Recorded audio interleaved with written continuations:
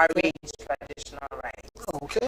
When a young girl is, is of age and she, has a fiance that wants to come marry her from her parents' house, and there are so many things to follow. There are so many paths, and there are so many roads. As it's a long journey, but not to scare anyone. It's a very interesting journey, as I was made to understand. So let's talk the bride price. Okay. Is the bride price really important? Like, what is the significance or the meaning of the bride price in your understanding? Well, what we have been told and taught over time, over the years, me growing up as a young man and getting to where I am today, we've been told that you just can't go pick someone else's daughter and call, that's in quotes, pick someone else's daughter and make her your wife. There's got to be some, procedure, some steps to take to ensuring that, yes, anywhere in the society, that lady or that woman can be referred to as a wife to a man. So the bride price, as it is called, is not, because the basic understanding for many of them is that the bride price is money paid on a woman's head. Yes, we pay something on her head. now that's not what it really means. Okay. It means, the bride price means the price that a man, or the amount a man will want to pay down for acknowledging the family that you have a daughter that you're giving me. You're not buying the lady or the daughter. You are not buying the daughter. It's just a significance. Is a way of life, is a cultural thing that when you go into a family, for you to be recognized that this daughter or this lady you are taking away from family A, is now your wife, is now part and parcel of you, like the Bible says, the two shall become one flesh. For them to be referred to as man and wife, you've got to go through that. And for you to go through that, it invariably means that you are dropping something in the family to say, I'm taking custody of your daughter, and so but it's not like saying, I'm buying her. So it's as good as saying in our local parlance, it's as good as saying, I don't pay something for my wife yet. Not really. And then the women will say, they don't do something for my head. No, that's how they say it in the local parlance, like you said. But significantly, that's not what it means that you're paying money on a woman's head. It only shows that there is pride, being established on that woman's life, that she's not a wayward lady. She's not a wayward woman. The bottom line is that she comes from a home, and she becoming someone else's wife, is just a significance, or is just a sign that she comes from a good home and is being given out in marriage. Okay, because some people, when we in movies, let me use movies as instances, and even for some marriages that I've attended, we hear the elder say something like, we saw a flower in your garden, we saw a fruit in your garden, we've come to pluck it. So now, coming to, in the literal sense, coming to a garden or coming to a compound to pluck something, and now you have to drop a price, you have to pay a price. That thing now belongs to you. It's now your property. Because I think that is where most people don't get it right. Okay. Some people feel, oh, after all, I've paid something on your head. I paid your bride price. So you are now my property. Okay. So they now use that as a means to, one, misbehave and okay. Let me also point out that the case study we have now is for the Urhobos, right? Yes. Now, for the Urhobo culture, what I understand is, in the time of the dowry being paid, there is always a question that is asked, and there's always a statement that is made. The statement, supersedes the question. The question is, are you sure this is the man you want to get married to? That's the question. But the statement is, when they receive the dowry from the man, that this is the dowry that you requested for this particular matter. They always say this, and in some, I don't know of all, the robots. They are. I don't want to go into their divisiveness, but there's this particular thing that is common, that when you bring, for instance, 200 naira as the bride price, they give the man 20 naira from the 200 naira. Okay. So Yeah. that means the man So- pays 180 naira. Yeah, so what's the statement that follows is key, that we are not selling our daughters or our daughter to you. Okay? We are only collecting this because it is what the culture demands, tradition demands. So, but we are giving you this 20 naira just to let you know that we did not sell our daughter. Okay. Okay, so that's why I said the statement that precedes after that question supersedes the question. So for the issue of you saying that I paid something on the woman's head and that guarantees me or gives me the levity or the power to now pounce on the woman when I want to, he said no. That woman was not sold to you for the Yoruba tradition now. Okay. That woman was not sold to you. Never. So is this your perspective or that's how it is? That's how it is. Oh, interesting. Not my perspective, that's how it is. Okay, interesting. All right, so still on the marital rights, the Yoruba traditional marriage rights, we're still going to talk more. Let's talk on the, when the bride comes out and they do all the traditional things that they have to do, so the bride's father, I believe, gives her a drink. Sorry, the bride's father gives the husband to be now, after receiving the dowry, gives the husband a drink to, drink a bit and then give to his wife. Then after drinking, in some cases, if they are Christians, if they don't do alcohol, in most cases it's usually alcohol. Yeah. But if they don't do alcohol, they can use water or wine. Yes. Non-alcoholic wine. Yes. So in that case, they now pray for them, and then so the husband now sits down, and then from what I was made to understand, the wife now, they hold the wife to the husband's lap, to where the husband is sitting, and they now, do the traditional sitting, and she sits up to 9 times. So she sits and stands up to 9. So they hold her by the shoulder, they put her on the husband's lap, she stands 1, 2, 3, so they count up to 9 times. What does that mean? Because I've heard some people say, oh, 9 means forever. So when she sits on the husband's lap, it means, oh, they'll be together forever. But what's the significance of that really? Well, the simple truth is there are some things in that event that will make the event glamorous. Yeah. That's one of them, to make the event glamorous. And the information as well that goes with that sitting and standing,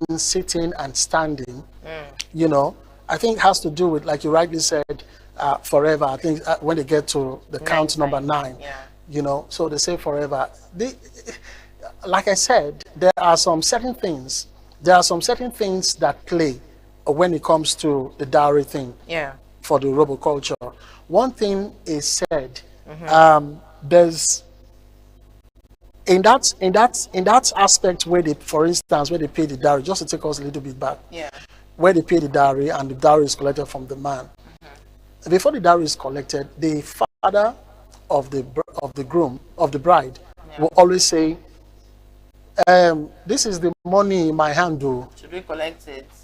If in our tradition, when we collect it, we don't refund it, which means it is better for worse. Yeah. So they always say this thing just to put that thing in them, that marriage is for better, for worse, and it is an institution that must last forever. And that's the significance of that, sitting and not sitting, and just to put the lady on and off the man's lap until the 9th time. So I think when it gets to the 9th time, when they now exclaim forever, it invariably means they are passing the message to both of them that you cannot be separated. Yeah, no matter what it is. I think that's just one of the significance. If not, for me, the way I say it, for me, My own perspective, is it's just to make the event glamorous. Not like it has any particular significance. It doesn't, because at the end of the day, if they want to go their separate ways, they will still go their separate ways. So there is no undertone, spiritual undertone to that matter. Oh, you think so? I know so. Oh. There's no spiritual undertone to that. Is in the aspect of if they want to go their separate ways, nothing can hold them if they want to. Okay. Okay. All right. Still on the traditional marriage rights of the Urhobos in this part of Delta States, we understand. I was made to understand, that after the marriage, after all said and done, all the partying, the drinking, the eating, and so the bride is taken to her husband's house, right? If it's in a case where the husband doesn't have a house around here, maybe they could go to the husband's family house, correct? Yeah, so they go to the husband's house, either the husband's personal house or the husband's family house, and they call it the excursion. Yep. That's the word. They call it excursion, and they do all kinds of traditional rites. What are some of the traditional rites they do in excursion? Because I know that of course I expect that your husband's family will welcome the bride, right? They cook some food and welcome the bride. What are those traditional rites? What are some traditional rites that they do? I think the most significant one, if I remember very well, is the washing of the woman's feet as soon as she wants to step into the house. Okay. Of the man. Well, it's significant. What I was made to understand is that it takes away every form of being single out of her. Everything that has to do with she just basically being single, and now secondly, you getting into another family. Officially, you are now part and parcel of this new home you are getting into. So every other thing is secondary. Where you're now entering is primary. It comes first. I think that's one key area I also looked at that I understand about the traditional rights when it comes to traditional marriage in the Urhobo. Okay, then I've also heard, we hear things, so we keep hearing. I've also heard of some traditional rights where they ask the bride to sweep the husband's compound. What does that sweeping signify for you? What does it mean? Well, it's just like someone that just newly wedded or newly married. Asking her to carry big broom to sweep. Well, it's likened to a particular tribe as well. I think either in the Middle Belt or somewhere in the northern part of Nigeria, where is it the Middle Belt or the West, where one of the things you do, I can't remember if it's the West or East again in my head, but one of the things that the bride would do going into the man's house is to cook the first meal for the man to eat. Oh, yes. Yeah, yes, so yes. It's just to know all these things, is just to know if the woman is industrious and hardworking. But why is it that marriage day that they will now ask her to do all of that? But she, of course, it's expected that, before that marriage day, she must have been doing all of that. So why is it that particular day that they pick it as a particular, thing to do for her to cook? Okay. And then if it's for someone that doesn't know how to cook, what happens? Well, it's just let me drag us a little now. Yeah. During the bride prize, there's a list of things to be done. Yeah. From the man's aspect now, the groom, yes. The things he's supposed to, like that box of clothes. The way it is now, they are even helping the groom now, because there are some certain amount of wrappers, for instance, and some blouses, tops for the woman that should be in that box. But the way things are now, they just kind of cover for the man. You could, at the end of this, just see like 2 pieces of wrapper and maybe one blouse, one top for the woman. But that's not the requirement.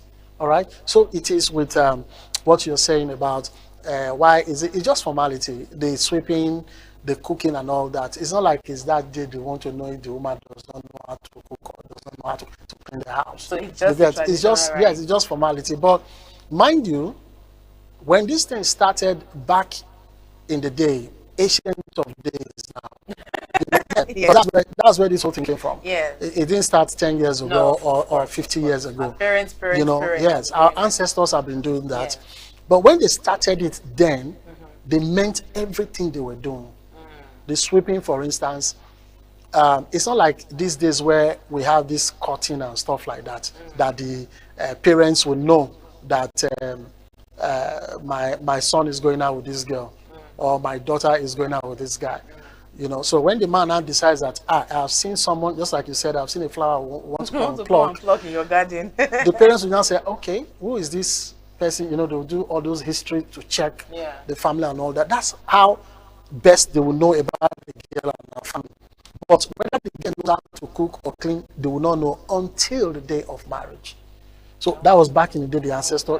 So that's why it's passed on. But now it's all formality because we know how it happens, how the man will see a woman to say he wants to marry. Yeah. You know. So, but for now, it's all formality. Okay. All right. So, we will be right back. We would love to know what your take is on this interesting topic, the place of culture in today's world. Would love to know what your take is on the traditional marital rights of the Urhobos, or what is the traditional marital rights of your culture. Would love to know. Drop it in our comment section on all our social media platforms displayed on your screen, and we would love to hear what you think and what you say. All right, your perspective will be right back. Let's go for this quick see. At DSAG Engineering and Services, we anticipate, manage, and deliver. Since 2000, we have been a leading EPC company, ensuring customer satisfaction through quality service and timely delivery. With integrity, proficiency, and innovation at our core, we provide world-class solutions tailored to your needs. From engineering designs and construction to procurement, manpower outsourcing, and maritime supplies, DSAG delivers excellence. Partner with us today. Visit www.dsag.net or call +23 4807 254 8724. DSAG Engineering and Services, anticipate, manage, deliver.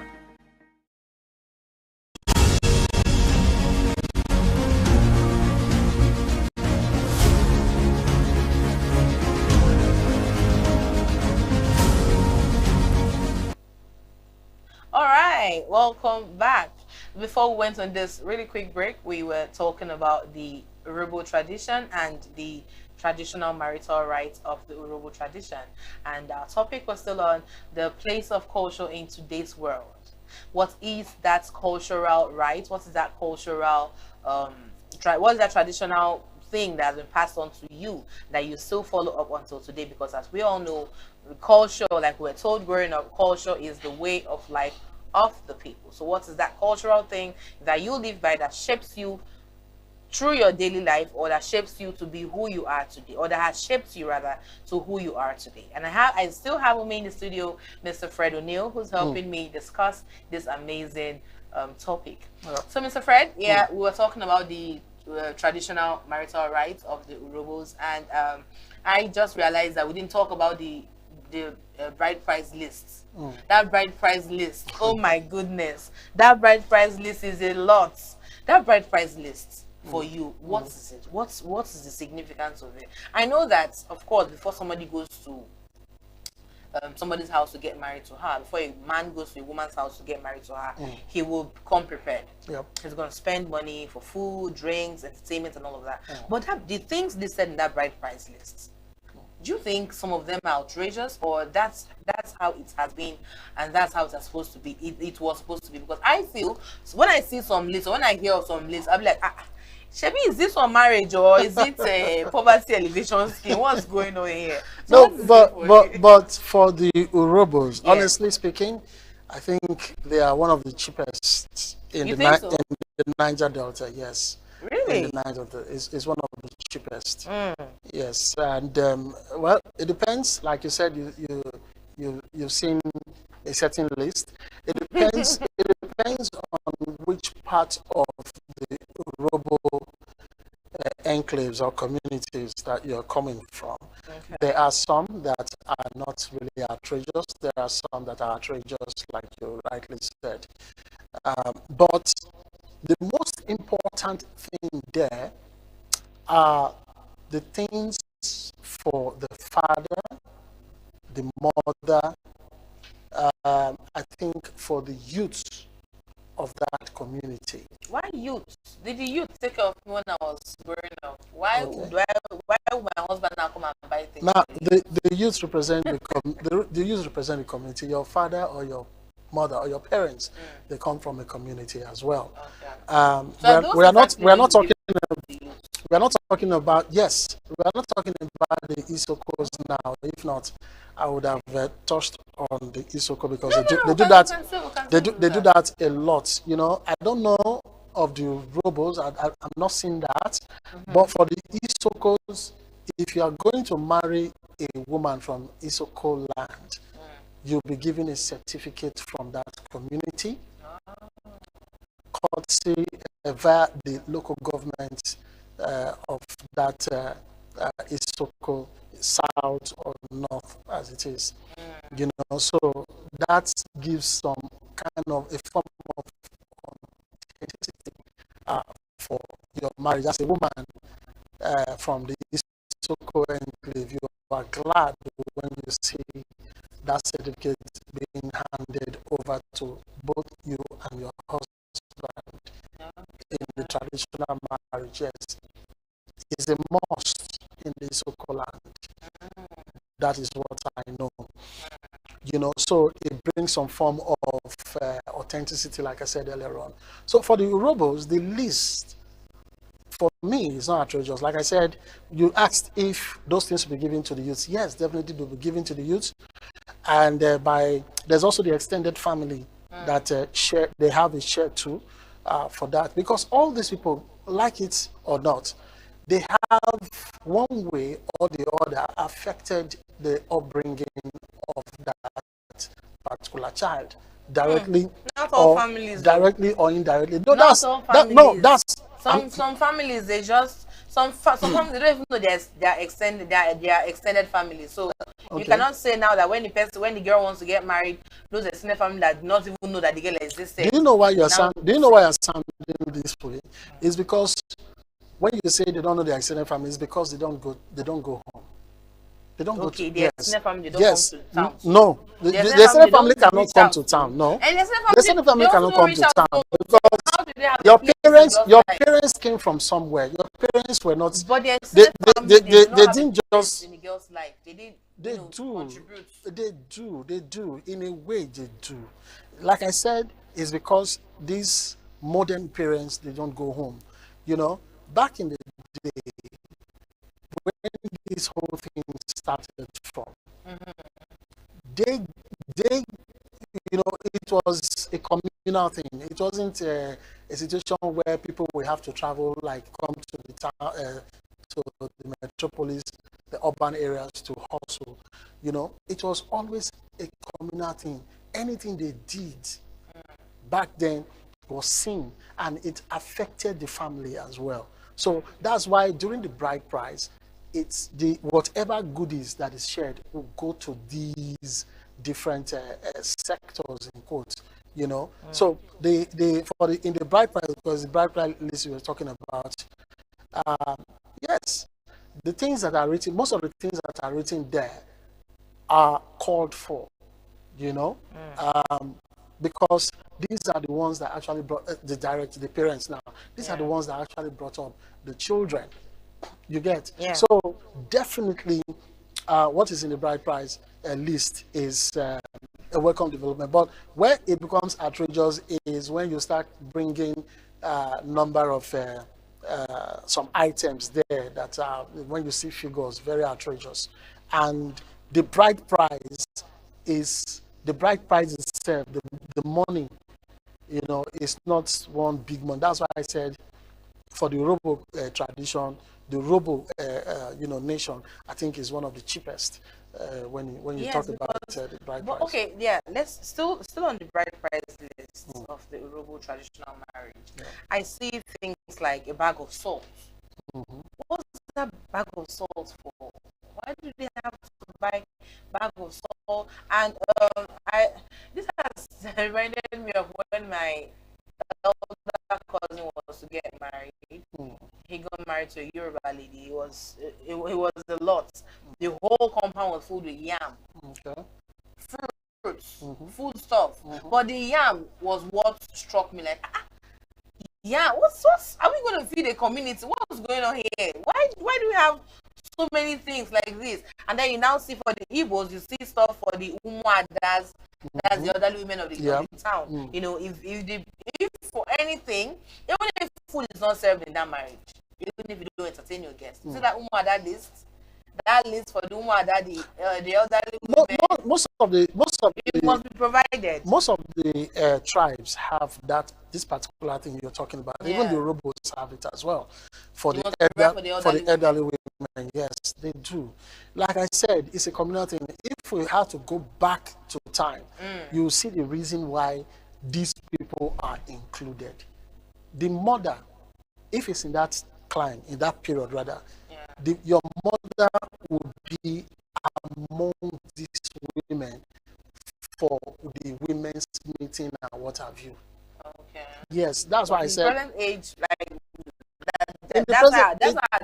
that's why our topic is in today's world. Now, in today's world, we are trying to modernize things. Yes. By most of our mothers don't belong to this traditional society. The funny thing is, if you are really from these nations, these traditional nations, you will go home to pay the dowry. You will go home, and that's why some persons go home to pay the dowry. That's why the Isokos will hold their ground. As in, if the Isokos don't go home to pay, you see that community, that local government, and the community where that girl comes from, they will still come and hand over that certificate to you. Okay, so it is the parents now that will ensure that those things are done. So the groom, whatever needs to be paid normally, if they had gone to the village, will still be paid by the groom, even without going home. Okay, so even if the marriage, for the fact that they must do those things in your hometown, and you know, for whatever reasons they are not going home, they will still do those things for the people at home. Yes. So if you decide like the modernization we're talking about, that you know, we don't do that, your mother does not belong to others. So long as your parents come from a community, the important thing is, because when time will tell, the important thing is when your daughter is getting married, the father will send a message to the village. He has an elder brother or an uncle and what have you, that my daughter is getting married. Yeah. So what needs to be given to them will be given to them, even if they don't come. Now. Yeah. Because that reminds me of a friend of mine. When she lost her dad, she wasn't married at the time the dad died, but her older sisters were married, you know, and then when the dad died, you know, they went home to officially tell them that they had lost their father, their brother, and you know, they went out, you know, the normal thing, they'll task them and all of that. So, but there was this particular tasking, I'll have to call it tasking. They had to task them to say, when you people got married, who were not informed, you people did not get married to people in the village, so you have to come and do your marriage again before you can bury your father, and that raised a lot of rancor. And I was why? It's many years ago. Why? No, it's not like you have to. They just brought that one to you know, put pressure on you to do what you need to do. You have to do what you need to do. What you were supposed to do then when you were getting married that you didn't do, you will not do it then, you know. So that's how it is. Not that you will come and remarry. The only time you will say marry is probably when there's need for it. Maybe you were not really properly married and all that. Some traditions will say, no, before you bury your mother or your father, you have to go get married first and do stuff. Like, for instance, too, still talking about marriage, probably you are separated and your child wants to get married. Yes. Or maybe you were not even married, not separated. Yeah. And your daughter wants to get just married. Cohabiting. Yes. So in such instance, you know, cohabiting, they will tell you marry first before your children get married. So if it's in a case where, okay, let's even dwell on that. If it's in a case where, you know, the father and mother of this person that wants to get married now, they were not married, right, before this young girl wants to get married, and say one of the parents is late, what then happens? Will they say the man, the father of the girl is late? Who does the woman now get married to? No, there's no punishment for that. You know, there's nothing they can do about it as long as one of the partner is gone. You know, so it's you just go ahead and do the marriage. Okay. I've also heard of some traditions, I think the Igbo traditions, where if it's in a case like that, you know, they'll tell you, oh, yeah, the child cannot answer the father's name. It has to be the mother's name or something in that light. So if it's in a case of where the woman, that's the mother of the child, you know, she is not married to the man, the father of the child, and for whatever reasons this child is born, right, the child will not answer the man's name, who's the father, because they are not married. The child will answer the mother's name because she is not officially married to the father of the child. Well, what I understand about is that thing is as a result of some misunderstanding between the man and the woman. You know, I've seen cases where they are not married, or they were not married, but the child still answered the father's name. Okay, so you think it's a personal family misunderstanding, not like that's the traditional thing to do? I don't know if it's a traditional thing, but it's common with the Igbo speaking tribe. You know, it's very common that, you know, when you are not married, the child should bear the maiden's name of the woman. You know, I've heard that a lot. I've not seen. But the one I have seen, like I said, is the child answered the father's name. Oh. Yep. Okay.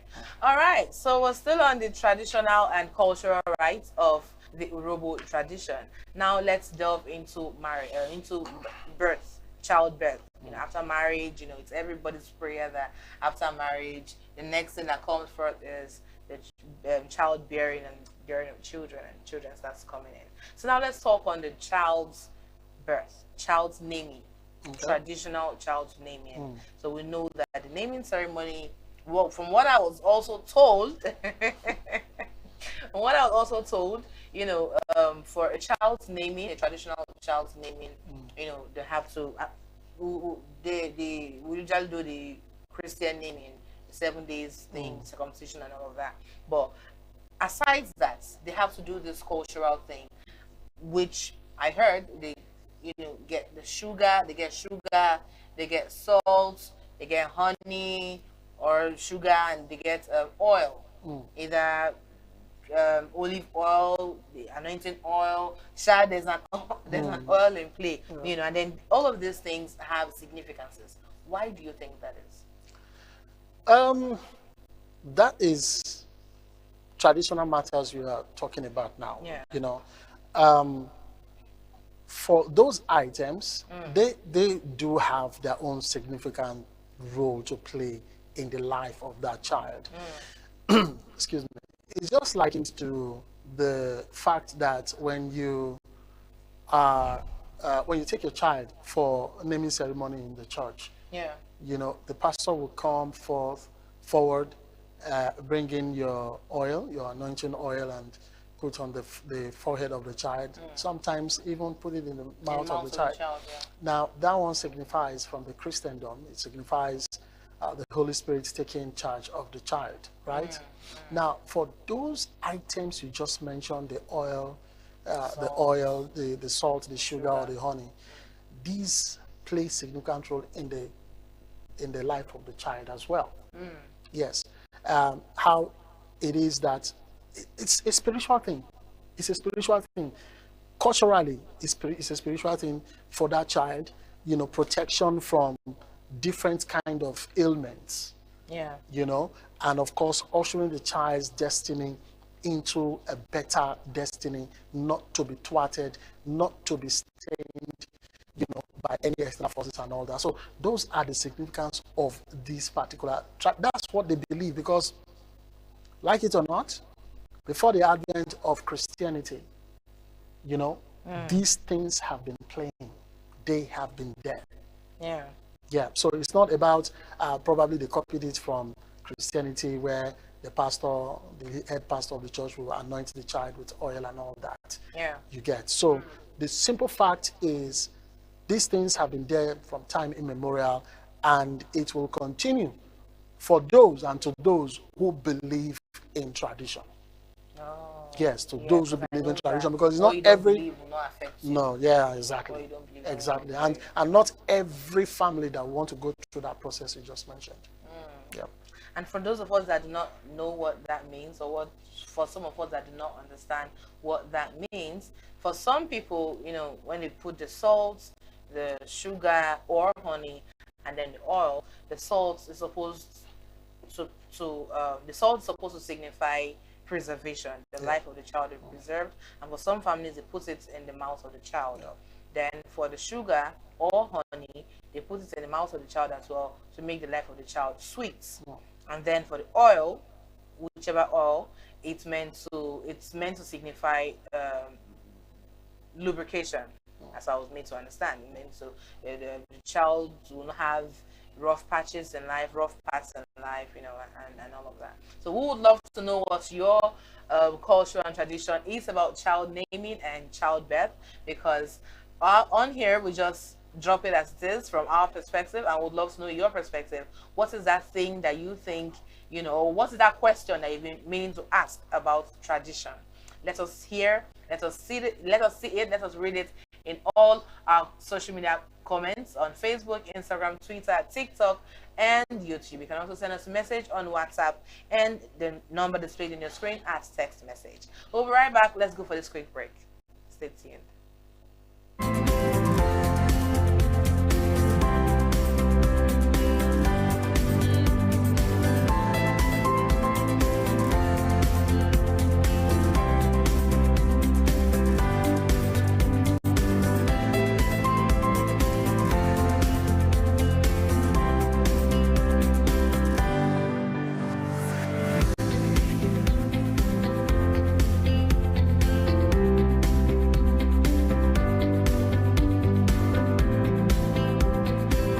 At DSAG Engineering and Services, we anticipate, manage, and deliver.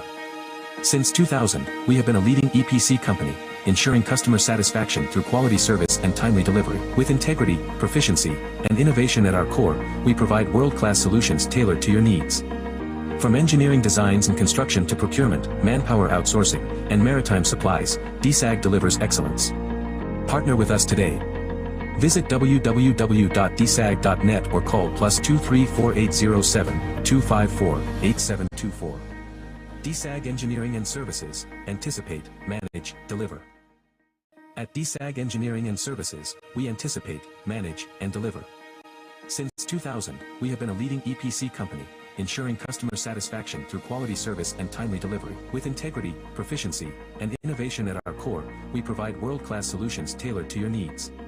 From engineering designs and construction to procurement, manpower outsourcing, and maritime supplies, DSAG delivers excellence. Partner with us today. Visit www.dsag.net or call +23 4807 254 8724. DSAG Engineering and Services, anticipate, manage, deliver. At DSAG Engineering and Services, we anticipate, manage, and deliver. Since 2000, we have been a leading EPC company, ensuring customer satisfaction through quality service and timely delivery. With integrity, proficiency, and innovation at our core, we provide world-class solutions tailored to your needs.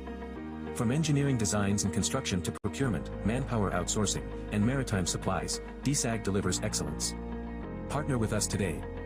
Visit www.dsag.net or call +23 4807 254 8724. DSAG Engineering and Services. Anticipate, manage, deliver.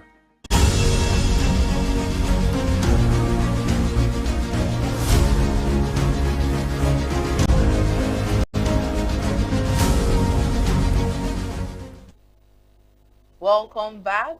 All right, before we went on that really quick break, we've been talking about the place of culture in today's world, and my amazing co-host has done justice to this topic. We've been discussing this topic in line with the Urhobo tradition, discussing the traditional marital rights of the Urhobos in this metropolis that we currently are in Warri, Delta State, Nigeria. All right, we talked about, we've delved into childbirth now, but just take us back a little, right? Yeah. In traditional marriages, when they're praying for the couples, when the bride's parents or the elders are praying for the couples, they usually use alcohol or whatever drink they use, and they usually pour it on the ground. So, they'll tell you they need to appease the gods, or they need to do so. What's the significance of that? Because I feel that there are so many things that come from there. But for you, what is this? What's the significant meaning of all of that? Libations and all. Yeah, for the Urhobo tradition, and by extension to some, if not all the tribes in the Niger Delta, especially the Ijos, the Isheke and Urhobo, and then the Isokos, it's a very common thing that you see when they want to bless the couple by the groom's father, because it's the groom's home you are going to pay the dowry. So the groom's father would, when he wants to pray for you or bless the couple. The groom or the bride's father? Sorry, the bride, I beg your pardon. The bride's father. Yeah. Yeah. So it's the bride's father. That's where you go and pay the dowry, the bride price. So the bride's father, in some cases will stand up to pray, in some other cases will sit, but the couple will kneel before the man. Yeah. And that's where he prays. Some will pour some form of drinks on the floor. Some will just pray ordinarily. Now there's a significant thing that happens there. The significant thing there is that the woman kneels before the father praying. The man as well kneels before the father praying. Now, there's something very important in that thing that they just did. When they eventually get married, that thing that the man would do spells doom for one of the couple. I'm sorry, what? Which thing that who does? What the bride's father does? That prayer that he will pray to the ancestors, the libation that he does, he carries out that responsibility, spells doom for anybody who, especially for one of the couple who goes out in the form of committing adultery. Yes, especially for the woman. If the woman, after marriage, sleeps with someone outside, there's repercussion. And that repercussion comes as a result from that place. Okay. Yeah. So that prayer, the libation, is the root of whatever happens to the woman after marriage. Yes, whatever she does that is outside of a matrimonial home, especially when she sleeps with another man. Oh, so do you think so? Is that your perspective, or that is how it is? That is how it is. Now, wow. Also from that place, if the man is aware that the wife has committed adultery, but did not speak up for tradition to take its course on cleansing and what have you, and eats from the woman's pot of food, or sleeps with that same woman, that thing that occurred on that day will come, instead of on the woman, will now come on the man. The cause for that. So it is very, very significant, that kneeling down and that prayer. So are you saying that are you saying that intending couples should not kneel down? When they don't pray, they say no, please. No, you have to. You have to. That is just a yardstick. So are you saying that they shouldn't kneel down to avoid to? No, you cannot avoid it now. You are going to marriage, just like what the scripture says now. Do not fornicate. Do not commit adultery. Wow. So that's why I said, even before the advent of Christianity, this thing has been there. So for people that now have that knowledge, that okay, so these things that happen after marriage is as a result of this libation that is done. Is it not better we just stand and just let them pray and do their now, thing? Let me tell you. Them, please don't pour any drink. No, let me tell you. So avoid future about 45% of women going into marriage traditionally from this part do not know that thing. So they are only taught or told after marriage. So now you know. Now you've heard it. You heard it here first. For those of you that did not know, you heard it here first. And Mr. Fred is speaking this fact. This is not his perspective. No, he's telling you as it is. He's telling you what it is in the Urobo tradition. Yeah. So if you are an intending Urobo bride and you did not know this before now, I'm sure now you know. And if you know, you know. All right. So I will still need you to drop your comments on all our social media platforms displayed on your screen. Okay, Mr. Fred, that is a huge one right there. Yeah, it is. I didn't see that coming. It is. Oh my goodness. Okay, now let's fast forward now to what we call what's it called now? The during the talking about the parents' burial or something. The bride's parents or the in-law greetings. Yes, the in-law greeting. Yeah, in-law greeting. I'm sorry, this thing I heard now, it really took me off balance, so I had to forget it. Yeah, so let's talk in-law greeting. Yeah. What is in-law greeting for you? Because I understand that in-law greeting is for the women, right? The husband comes to greet them, and it's a ceremony in burials. If the bride or if the woman in question loses either parent, like her father or her mother, the husband and the husband's friends or the husband's people comes to do the in-law greeting while they are doing their burial ceremony. What is the significance of in-law greeting? Well, like I said earlier on about one particular thing we talked about, I said just to make things glamorous, right? Yeah. Okay. Now, it's all about paying your respect to, your wife's father or mother that has passed on. Oh, okay. It's just for you to pay respect to that particular person. So it's Nothing more possible than to that. as well ignore. Is it possible to No, ignore? you can't ignore because it is a standard in that tradition with that nation. So that Urobo must be nation, done. Isoko nation, yes, it has to be done. And then I understand that the husband has to, for some people, the husband puts cloths, fabric, wrapper on the wife's shoulder, and then for some people gives her cash, to wipe away her tears. We already know that she has finished crying. She's literally finished crying, and she has wiped her tears. So why that, wiping of tears? What does that mean? You can't wipe away culture.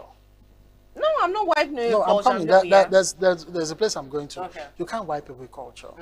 It's just like you can't wipe away what has been said in the Bible or in the Quran. Of course. Right? Of course. So, like I said earlier on when we started, these are the precepts, the ways of life of these people even before the advent of Christianity. It was religiously held onto, followed, adhered to by these people because they lived in a communal setting, not in this modern life we are living in under AC and all that. Back in the day, yes. Do you have a thing against AC? No, because when we talk about modernization, AC is among them. No, I'm not. I don't. There was no AC back in the days, but seriously, that was the way of life. That's how it was passed on from generation to generation, and it must be adhered to. When you hear the Urobo saying Urobo, we know that it means Urobo is one, though we know literally that is not one. Yes, it's not one, but from your perspective, from my perspective, it's not one. Because you know why I said so? Why? There's a place you go to in Delta States when they are Urobos, but when you tell them, they'll tell you they are not Urobos. So how are they one? Yes, yeah. The Okpe man will tell you he's not an Urobo man.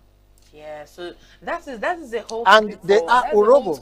For another day. And they are Urobo, so that's why I said cultural literally they are. Yeah. Why do we have that in play? Yeah, so literally they are not really one, even though when they say we are one, So this is not what you can wipe out easily. Over time, modernization has brought about, softening some of these things, what's it called, cutting off some genital parts. Yeah. For the women, what's it called, circumcision? On the women's part. I think, they still do it? I think, yes, some people still do that. But at least it has in this reduced. Modern age, some traditional women still do that? Yes. As in the babies or the full-grown woman? Whatever, yes. Some tradition still holds on to that thing religiously. What? Yes, but oh my goodness. My point I was trying to make is modernization has brought down that thing. Unlike how it used to be. Before, it's a must for the Urobo woman to get married. It has not gone through circumcision. That woman will not even be recognized as a woman back in the day. But this is how it all began. Wow. So as time, was going, we started having this modernization. We started having people who were now thinking positively, in quotes, and trying to relax some of these things. And that's why we have on behalf of the ancestors, the audacity to start talking about why is bride price outrageous or not. All right. Oh my goodness. Well, yeah. Some people still do this female circumcision. They do. Not as it's a traditional thing. It is. Back for them, they said it controls the libido of a woman. That's what they believed. Yeah, but that's what they believed. But I feel like that's a punishment. Why? No, to them, they said it helps to reduce these, what's it called now? Atrocities when it comes to women going out to sleep, extramarital affairs. They say it helps control. It helps control. It helps. Yeah, that's what they feel. But I know for a fact. I know for a fact that such a thing could kill. I can only imagine. Yeah, I've actually never thought of this female circumcision thing because I can only imagine the pain it can cause. And why would you say? You go on, ask why. This is just triggering me. Like, why would you say that it controls the libido of a woman? But something should be done for the men. Something should be done to also control their own libido too. Because why women? Why is the tradition against women in that case? Why? Mr. Fred, answer me why. and just to add before we leave, just to add to that prayer during the bride price thing. Yeah. The woman with that thing, the woman cannot go and sleep with another man while she's married to a man traditionally. But the man can go outside and do whatever and nothing will happen to him. That it still brings me back to the question you asked. Now, why I'm trying to help you. I'm trying to help you. I just say, let me bring that angle to you. What's the offense? Why is let me bring that angle too. All right, so lastly, let's talk on the dress code of a proper traditional Urobo man and proper traditional Urobo woman. What is, for you, Mr. Fred, what is the dress code of a proper traditional Urobo man? This is TVM. TVM delivers breaking stories, global headlines, and the moments that matter. From exciting sports action to exclusive local events, we keep you connected. Celebrate our culture, people, and voices with powerful documentaries and inspiring stories. Experience premium entertainment, from trending music to urban lifestyle and beyond. Grow your spirit with life-changing messages and uplifting perspectives. Lead the way with bold conversations, fresh ideas, and thought-provoking shows. Wherever you are, whenever you want, watch TVM on all your devices. TVM, your world, your network. Welcome to Dursag Engineering and Services Limited. A trusted name in the oil and gas industry, proudly registered with the Corporate Affairs Commission since the year 2000. We hold several specialized permits with the Department of Petroleum Resources, are accredited with service and product codes by NIPEX, certified by Dun & Bradstreet, and proudly ISO 9001:2015 certified. Our head office is strategically located at 43 Airport Road, Warri, Delta State, Nigeria. At Dursag, our areas of expertise cut across critical sectors, including manpower sourcing and supply, both local and highly trained expatriate personnel. Engineering services across civil, electrical, instrumentation, and mechanical works. Construction and fabrication works. Specialized procurement and supply. Operations and maintenance services. And integrated marine services, delivering supply boats, crew boats, tugboats, barges, houseboats, and speed boats. We are proud partners to some of the industry's leading players, including NNPC and its subsidiaries, Seplat Petroleum, First Hydrocarbon Nigeria Limited, ND Western, Saipem Contracting Nigeria Limited, and Lee Engineering and Construction, among others. Over the years, we have successfully executed manpower, EPC, and marine support projects with a strong record of excellence. At Dursag Engineering, we are committed to quality, safety, and timely delivery, ensuring that every project meets and exceeds expectations. Dursag Engineering and Services Limited, your trusted partner in delivering world-class engineering and energy solutions.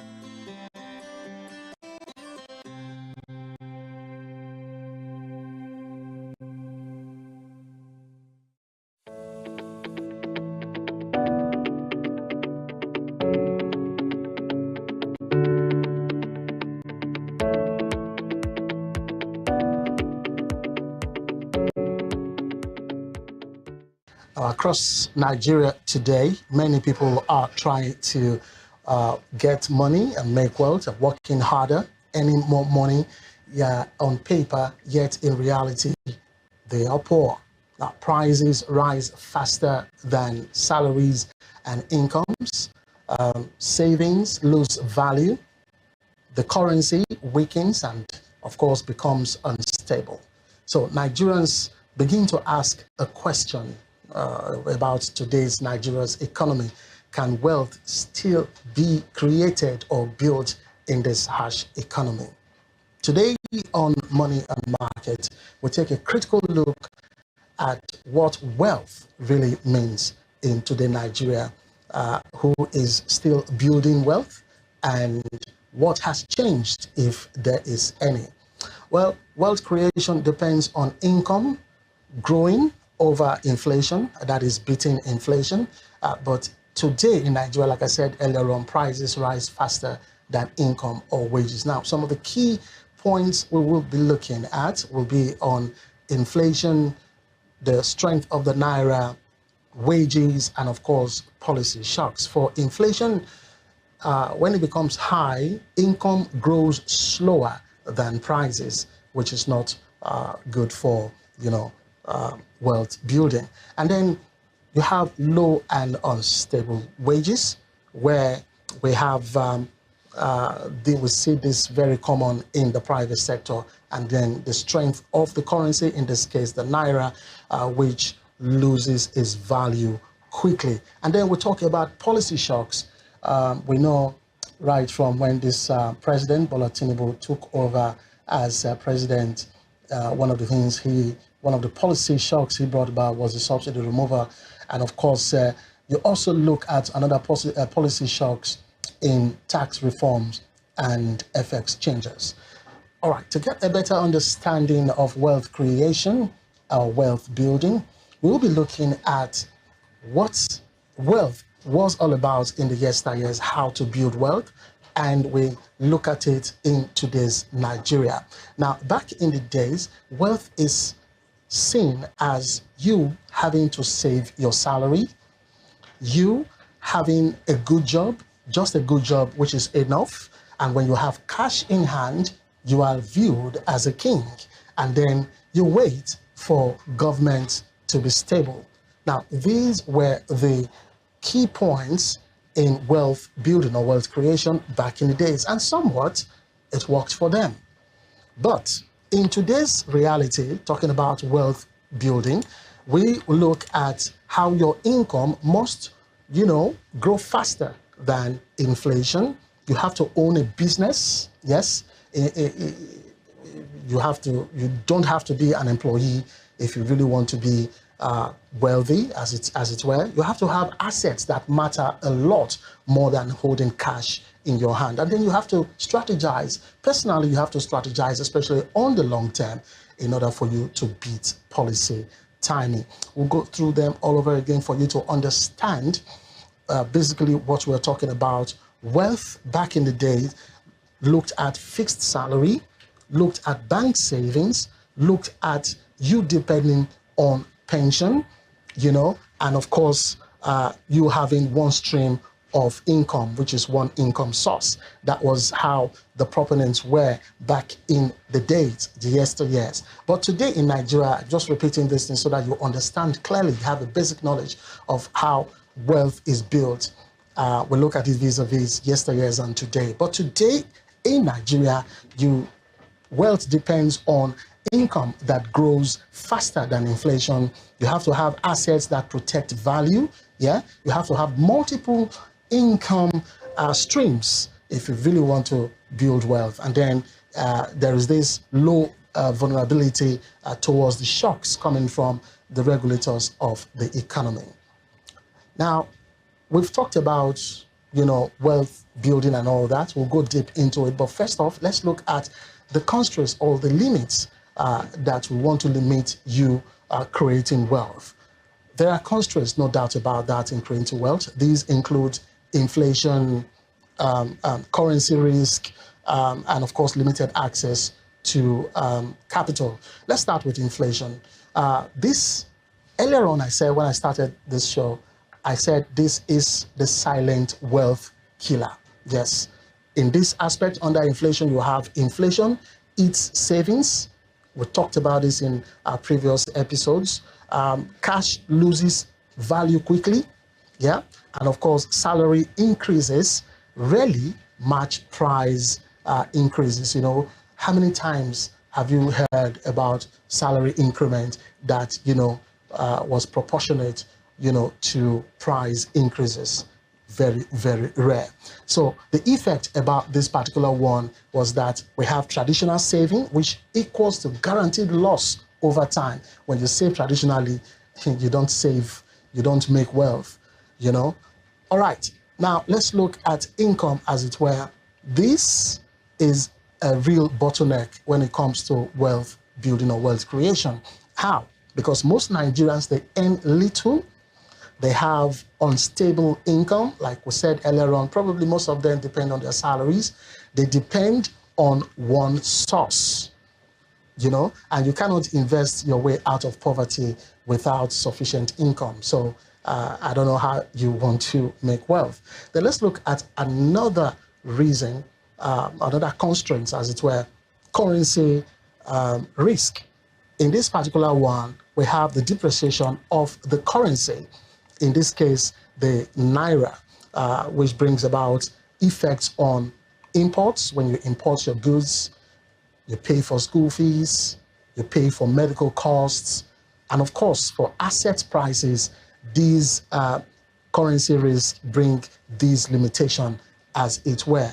Now, this makes long-term planning very, very difficult for you if you really want to go into asset building because of the currency risk. Another limit is limited access to capital. Now, this is due to high interest rates, especially from financial institutions, strict loan requirements that is required of you trying to borrow money from these or take a loan from these institutions. There is also the weak credit culture, which is very, very evident in our financial institutions. So wealth grows slowly without affordable capital.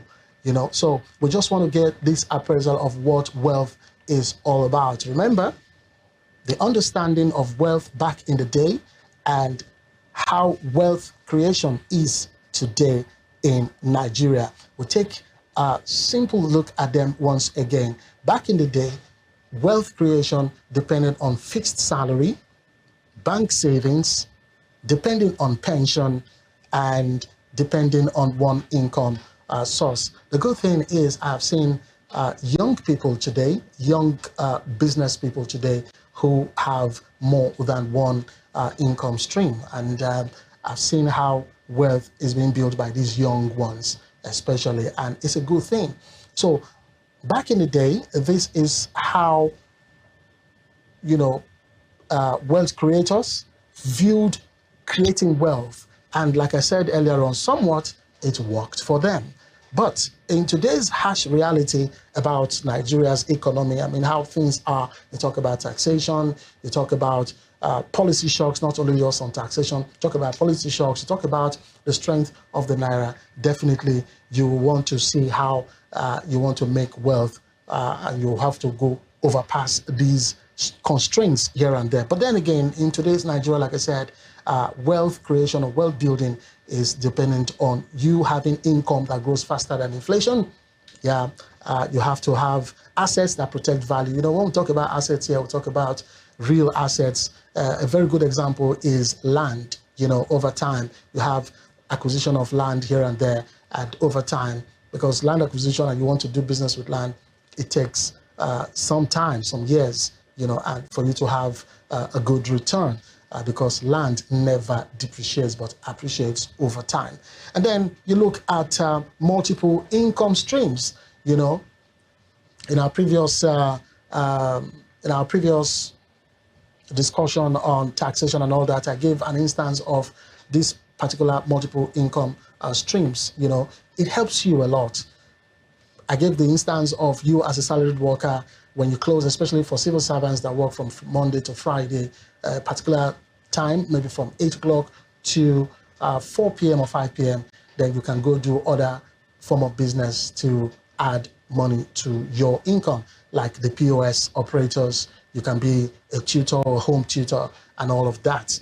So that's a part of you having multiple income streams. And of course, then we talked about low vulnerability to shocks. Now, these shocks come from the regulators of the economy. All right, so you want to see how you can beat that, and that is by planning, not just on short term, but for the long term. And that's why I said earlier on as well that, you strategize. When you strategize, you plan strategically, you beat the policy shocks that will come your way. All right, we will be taking a breather very soon, and in our next segment, we will be looking at where wealth is being built. If we go on and say that wealth is wealth, can we really build wealth in today's Nigeria? The answer is definitely yes. Yes, you can build wealth, but then again, it's not evenly spread, but you can build wealth. So we want to take a look at where wealth is still being built. Stay with us. At DSAG Engineering and Services, we anticipate, manage, and deliver. Since 2000, we have been a leading EPC company, ensuring customer satisfaction through quality service and timely delivery. With integrity, proficiency, and innovation at our core, we provide world-class solutions tailored to your needs. From engineering designs and construction to procurement, manpower outsourcing, and maritime supplies, DSAG delivers excellence. Partner with us today. Visit www.dsag.net or call +23 4807 254 8724. DSAG Engineering and Services, anticipate, manage, deliver.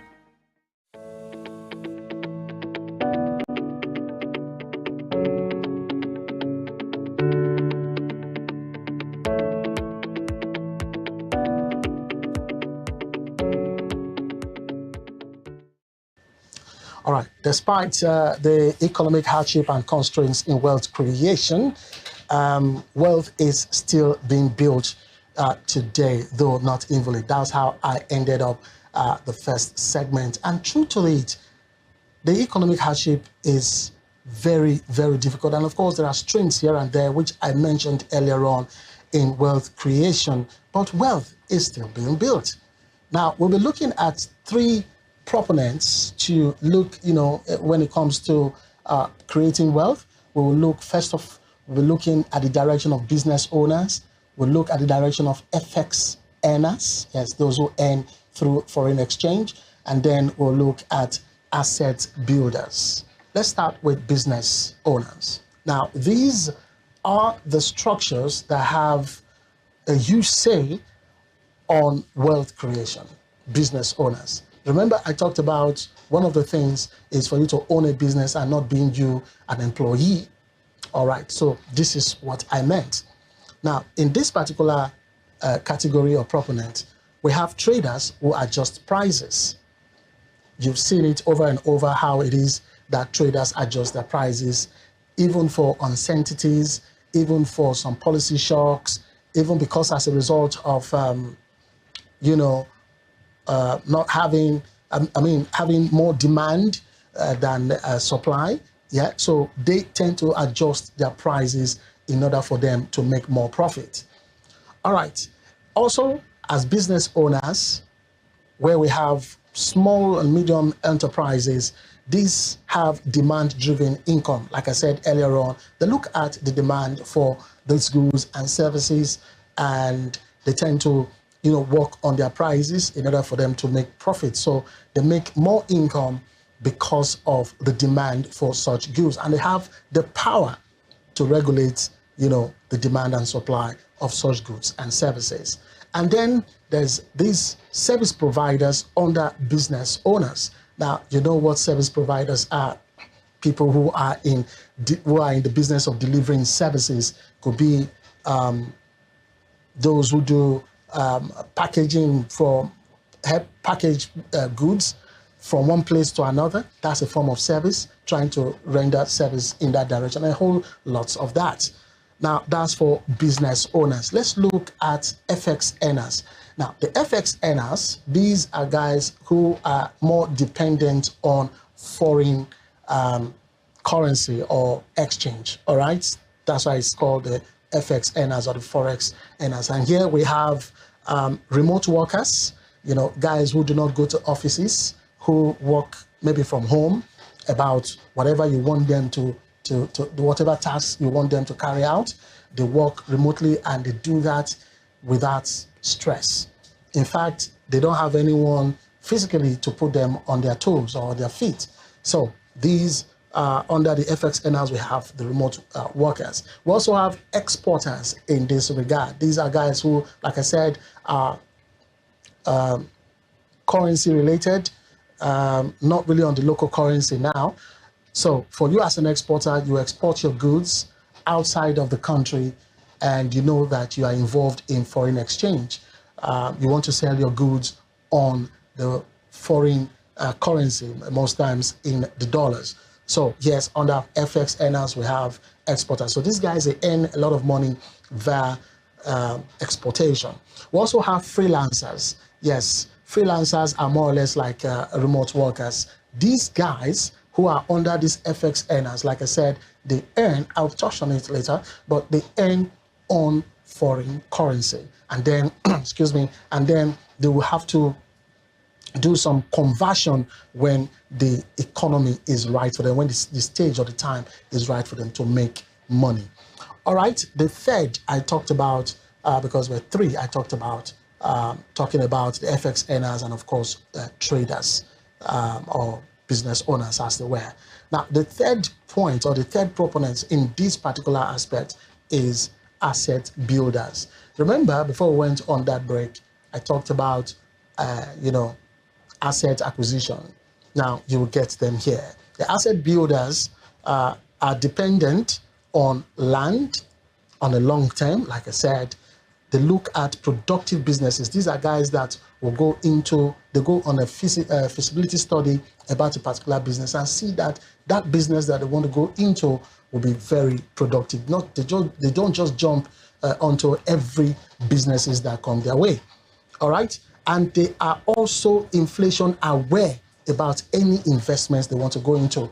I mean, for every businesses or investments that these guys, these asset builders want to go into, they want to look at how inflation is going to affect the business or the investment. And so they will weigh the options very well and say that inflation does not, usurp the income that they want to drive at. So these are the three proponents, like I said earlier on, that we'll be looking at when it comes to wealth creation: the business owners, the FX earners, and now the asset builders.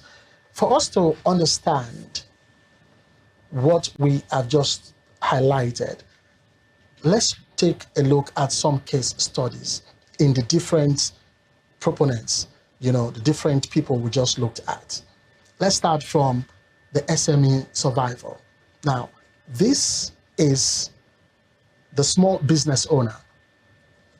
They are just pricing weekly. Like I said earlier on, they are champions when it comes to giving out prizes. They are very flexible in alternating their prizes. They are just pricing weekly, like I said earlier on. And then whatever profit they achieve for the business, they reinvest into the business. Okay? They definitely make a lot of profit. These SME survival is just on the low scale, on the small scale, and that's why it's called the SMEs, So whatever profit they make, they reinvest into the business as well. So the key lesson here about the SME survival is that ownership gives flexibility in inflation. Like I said earlier on, these guys somehow, they know how to beat inflation, very well, because they have that flexibility in pricing. All right. Let's look at case number 2, study case number 2. In this particular one, we'll be looking at the FX earner. Like I said earlier, I said I would touch on this, and here it is. In this case, we have remote worker or freelancer.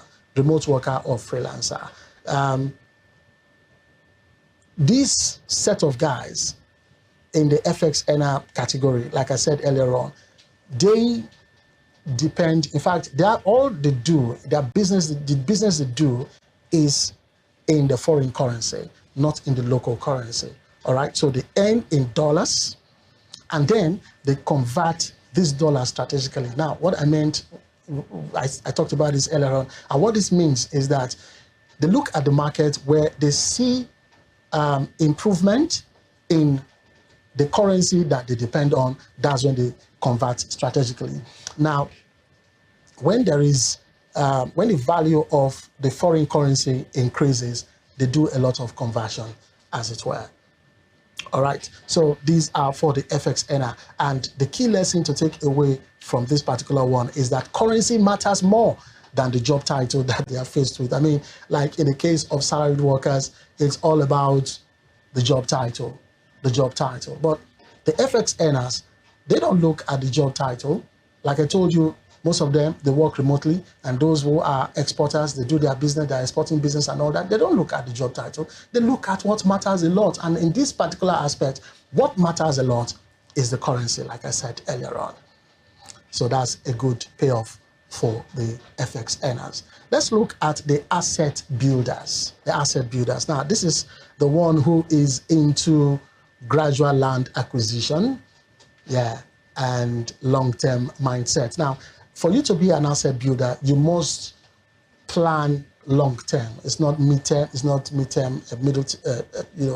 feature. It's not on the short term. It's on the long term. You have to have that mindset that whatever I'm going to be doing here as an asset builder is for the long term. And I gave an instance of a particular asset, which is the one we just talked about now, the gradual land acquisition. You acquire land here and there at a particular price, and over time, you say that the land appreciates. Like I said, land does not depreciate. It appreciates. So over time, you see someone that could acquire a particular portion of a parcel of land for, let's say, 15 million today for a particular parcel of land, maybe in the next 5, 6, 10 years, especially from 10 years and above, because I think 5 years or thereabout is that's on the midterm duration. So for the long term, I think it's from 10 years. Yeah, it's from 10 years and above. So a land you acquire, let's say today, 2026, for 15 million naira. In 2016, I beg your pardon, in 2036, you could be selling that particular parcel of land for close to about 500 million naira. Very, very possible. I've seen that happen in the past decades. There's this particular young man back then who acquired some parcels of land, hectares of land and all of that, and he acquired them on a low amount of money. But over time, he became a billionaire just because of land acquisition. It took him some years, not even 10 years. It took him up to 20, 25 years before he started selling, and he made a huge sum of money. So the key lesson here is that wealth is patient capital. Wealth is patient capital. All right, so what does not build wealth? We'll be looking at the stuff, the things that you're not supposed to go into. If you're thinking of building wealth, there are some things you do not want to go into. One of them is keeping money idle in savings. I mean, if you think keeping your money in savings and not touching it is you making wealth, think again, because the diminishing, there is the diminishing purchasing power that comes into play. Why? As a result of inflation and what have you. Secondly, if you are the salary only person, you have that mindset of the salary only, you do not have another way of making money, then my brother, my sister, you will not make wealth. It brings about high vulnerability to shocks from the economy. All right? Then if you are looking at the get rich quick syndrome or schemes, my brother and sister, go away from that, because these get rich quick schemes will only land you in heartaches. Now, some of these get rich quick schemes include crypto hype. Yeah, crypto. We've seen how the crypto market crashed some time ago in Nigeria. I don't want to make mention of names, but you and I know what I'm referring to. How some persons have been crying for their monies to be returned. Then there's also the Ponzi schemes. The Ponzi schemes, if you really want to make wealth, do not find yourself in Ponzi schemes, because these are all part of schemes that you think will get you money very fast. And then the guaranteed returns, some person will just come. It's also part of the Ponzi scheme. Some people will just come and say, you put in this kind of money, in 2 weeks' time, you're making this set of money as well as an increase in the capital you invested. Run away from that. These do not build wealth. Now, lifestyle inflation is another thing that really would put some holes in your pocket if you're thinking of making wealth, because where spending increases, lifestyle is all about you spend the money. You spend the money. So where spending increases faster than income, your income, what you gather, let's say in a month, how much you gather, and then your lifestyle exceeds what you gather, because take it or leave it. Sometimes you find yourself even going to borrow, before your salary comes, or before that income target that you always have at the end of every month comes, you have gone to borrow in order for you to maintain a particular lifestyle. If you want to make wealth, do not go into these areas and look at them once again. If you do not want to make wealth, if you really want to make wealth, then go away from these proponents. One of them is keeping money idle in savings, salary-only mindsets where you depend on your salary alone, and you go into schemes that you think will get you rich very fast. Now, let's look at some practical paths or steps to making wealth. One of them is for you to expand your income. That's the first thing you should do, because wealth starts with earning. If you don't have the earning capacity, if you don't have the capacity to earn income, then don't go into all of that. Secondly, I mean, we'll also look at inflation-aware saving, savings that should be on emergency focused, should be short-term, should be liquid, and not wealth storage. All right, so another angle, another thing you should also look at is investing with purpose, how your investment should beat inflation, match tolerance, and be long-term. And then you know how to manage your debt, very, very importantly. All right, we'll go for another break. And yes, when we come back, we'll be looking at some other serious matters when it comes to wealth creation. Stay with us. At DSAG Engineering and Services, we anticipate, manage, and deliver. Since 2000, we have been a leading EPC company, ensuring customer satisfaction through quality service and timely delivery. With integrity, proficiency, and innovation at our core, we provide world-class solutions tailored to your needs. From engineering designs and construction to procurement, manpower outsourcing, and maritime supplies, DSAG delivers excellence. Partner with us today. Visit www.dsag.net or call +23 4807 254 8724. DSAG Engineering and Services, anticipate, manage, deliver.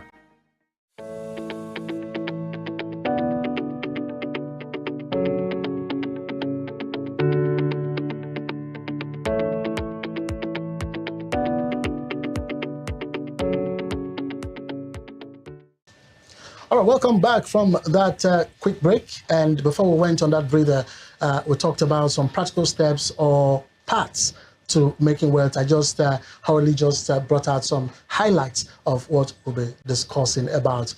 We'll be looking at how you increase your income, which is very, very importantly, how you look at inflation, as it were, relating to your savings.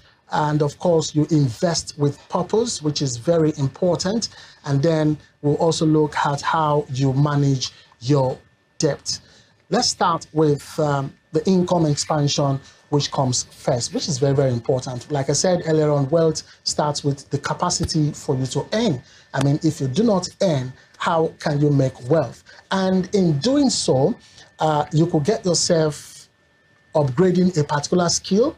It could be in digital, all right? It could be in digital format. It could be in the technical aspect. It could be on trade skills. The most important thing is you have to upgrade a particular skill. Pick a particular skill or skills and then upgrade on it. Yes, the second thing you have to look at is your side income. We keep hammering on this. If you really want to make wealth, you've got to have side income different from your, perhaps you are a salary earner. At the end of every month, that's when you have your money. So if you are that type of person, then you should be looking at how you should have a side hustle, how side income will be spilling in. And then you look at you being a small scale entrepreneur. You know, you go into some small scale business if you are a salaried worker. When you do this, you know, you definitely will be having yourself and your mindset prepared for making wealth. Now, what this invariably means is that you cannot save what you do not have. So you must have the capacity to save, to have income. Like I said, income expansion comes first in making wealth. Another angle we'll be looking at is the issue of inflation-aware saving. You have to be very, very aware of inflation as it relates to your saving. Now, your savings should be emergency focused. Now, what this invariably means is that you don't save money in order for you to just, for every impulse spending that comes to your head, you just run to your savings and pick and withdraw and pick and withdraw. No, it will not work for you. Instead, let your savings be emergency focused. If you have to go there, then you know that it is something that is in dire need that's something that is in dire need of. That's your savings. Okay. Another thing we should also do is that you should your savings should be in short term. Now, in this particular angle, you do not want to save for a very long time. You have to, like I said, the earlier point I made there, emergency focused, right? So it has to be short term. All right. So don't keep that money, that savings, for too long. And also, your savings should be kept liquid. That savings should not go through rigorous procedures for you to get it handy. Do not keep your cash or your savings in such a method, putting it in a place where it is difficult for you to, withdraw or take to put into your business. And the last thing there is that you should not make your savings as a wealth storage. Your savings can never be a wealth storage, okay? Do not get that in your mind, in your head.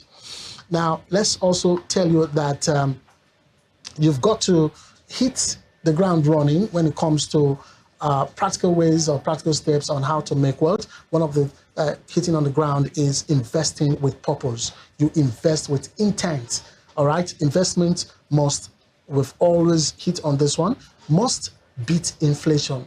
Like I said, inflation is the most killer, in quote, disease when it comes to wealth creation. So your investment must beat inflation. Like we said, inflation has been the killer, in quote, disease when it comes to wealth creation. So you've got to know how to invest with purpose. An investment that you've got to go into must be able to ensure that the income that will be spilling in will beat the rate of inflation, as it were.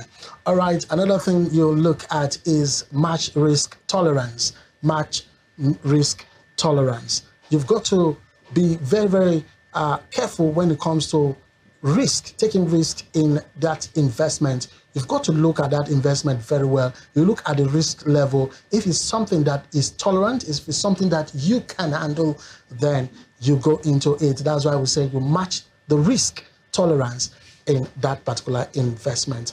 Then also, you also look at the investment being a long term. Now, any investment you want to go into that will help bring about wealth creation and, of course, build on your wealth is that the investments have to be on long term. Like I gave you an instance, land acquisition, a very good example. It's not what you want to do mid-term or short-term. All right. So, example of this particular investing with purpose will be on investing on things like treasury bills, which can bring about capital preservation. Yes, treasury bills. And this is, the treasury bill is not just a short-term kind of investment. It is an investment that takes some time, and it brings about some good income for you, some good monies for you as well, some good funds. You also want to look at mutual funds. These are good examples of you having, investments in purpose. You want to invest in mutual funds. And of course, business reinvestment, which is very, very important. You could also reinvest into your business. And land, like I said earlier on, that is one very patient capital that, spills into your business. I mean, when you want to make wealth, it's very, very important. I've seen a lot of people who are into land acquisition. And like we always say, land is patient capital. It's capital that you have to be patient on. It's not something you just, because you just acquire, for instance, a portion of land or a parcel of land, instead of you to wait for the minimum of 10 years, because in quote, you're hungry or you want to solve one issue here and there, you just jump in the next 6 months or 1 year and you sell off that particular land. That means you are not actually ready for wealth creation.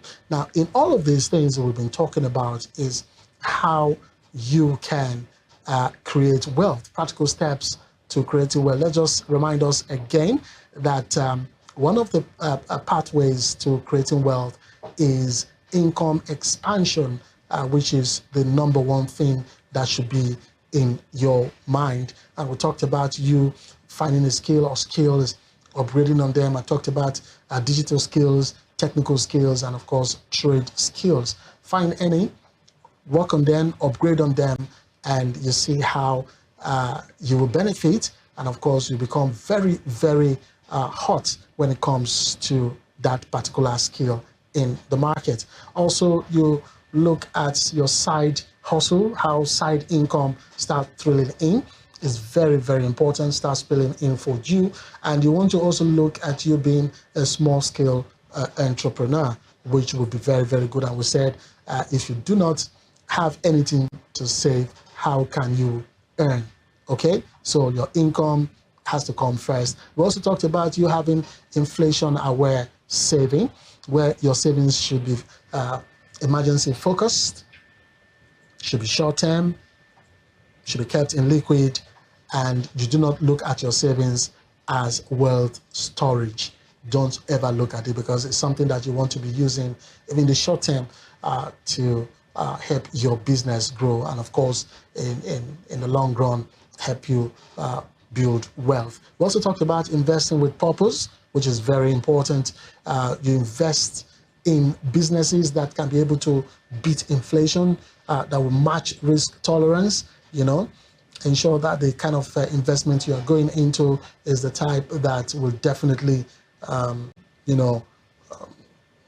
have a very positive impact, as it were, as against the risk involved in the business as well, because every business has its own risk, but you've got to match that risk tolerance to see if you can still be in that business. And of course, we talked about how you can go long term on your business. The investments that you are going into, it has to be a long term, not short term.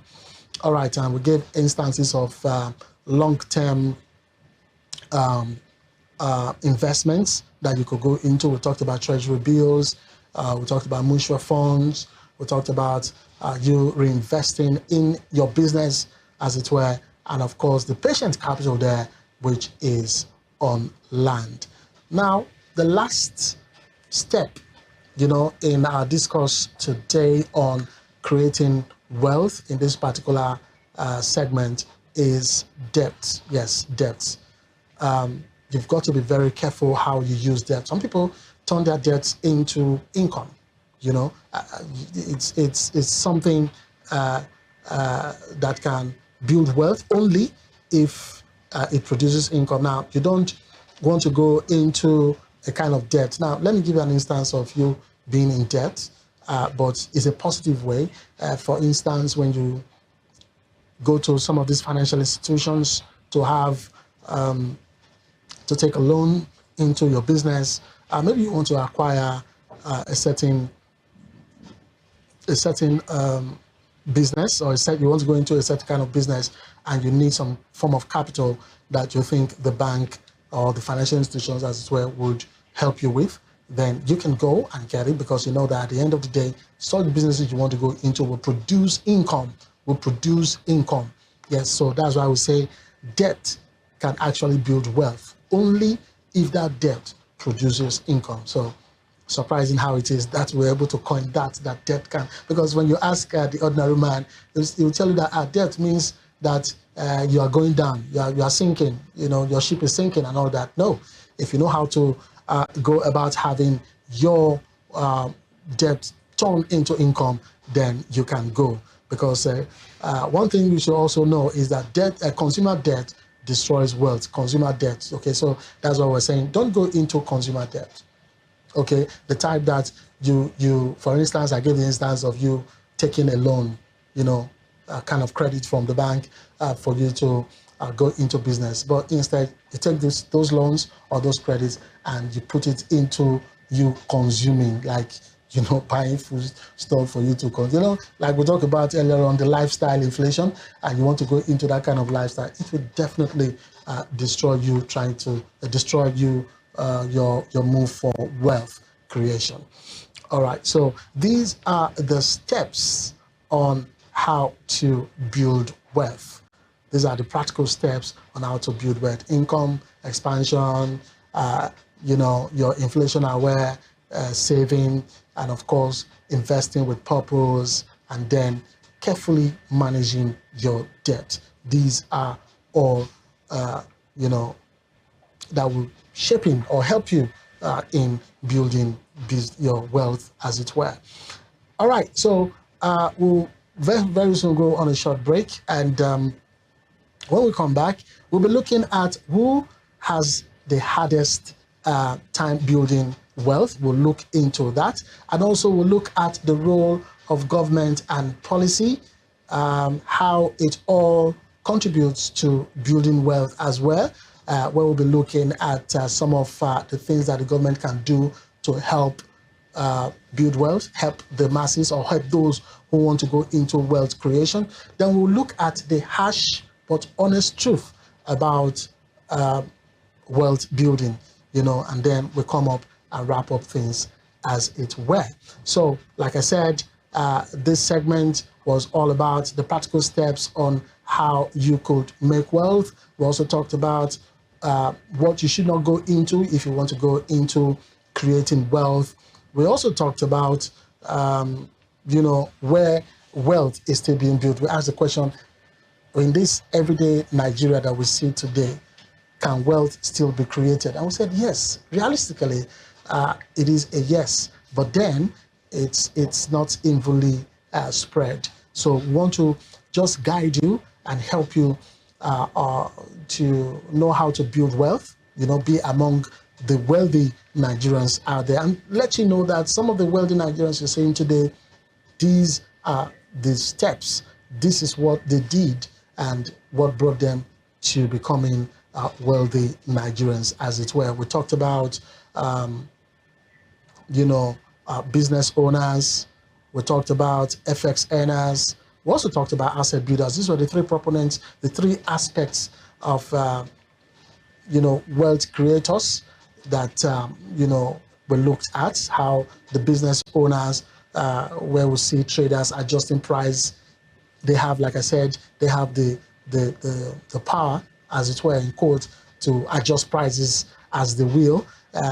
SMEs with demand-driven income, because they are in the services of demand and supply. So they know how to, go trick their way around and how to make income even in the harshest of economic realities. And of course, we talked about service providers in that space. For the FX earners, we talked about how they are, most of their jobs are built on currencies and not on the titles. We talked about remote workers, exporters, and of course freelancers. And then the asset builders, who are on a long-term, thing. They are not on the short-term category. They always look, their mindset is always on the long term. We talked about land acquisition, and of course they go into productive businesses that will not be productive, they know, after their feasibility study, and so they will not go into such kind of business. And of course, they also look at investments that are inflationary.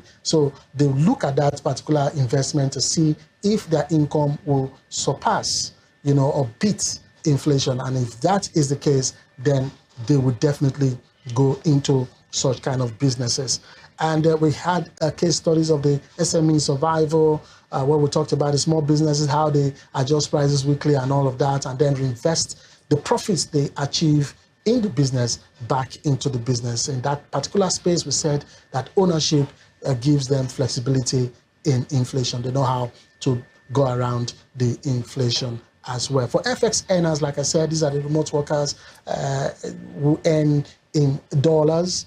And then one thing I love about the FX earner is they know when to convert, their earnings. They know when to convert their earnings. And of course, currency matters a lot more than the job title. For case study number 3, we have the asset builders who are into land acquisition, and of course they have the mindset of long term. All right, so these were some of the things we talked about on this particular segment. Like I said earlier on, in the next segment we'll be coming 2, we'll be looking at who has the hardest time building wealth. Stay with us.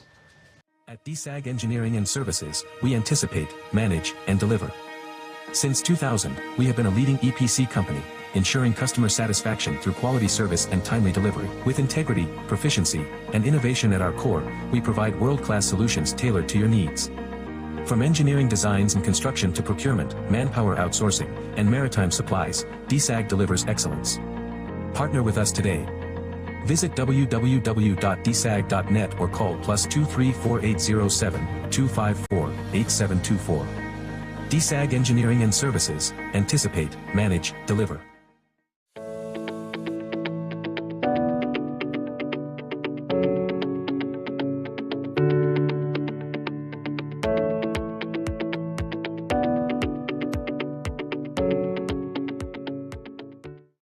All right, welcome back from that breather. And before we went on that particular one, we talked about what we'll be discussing next and, of course, how to wrap up the episode today.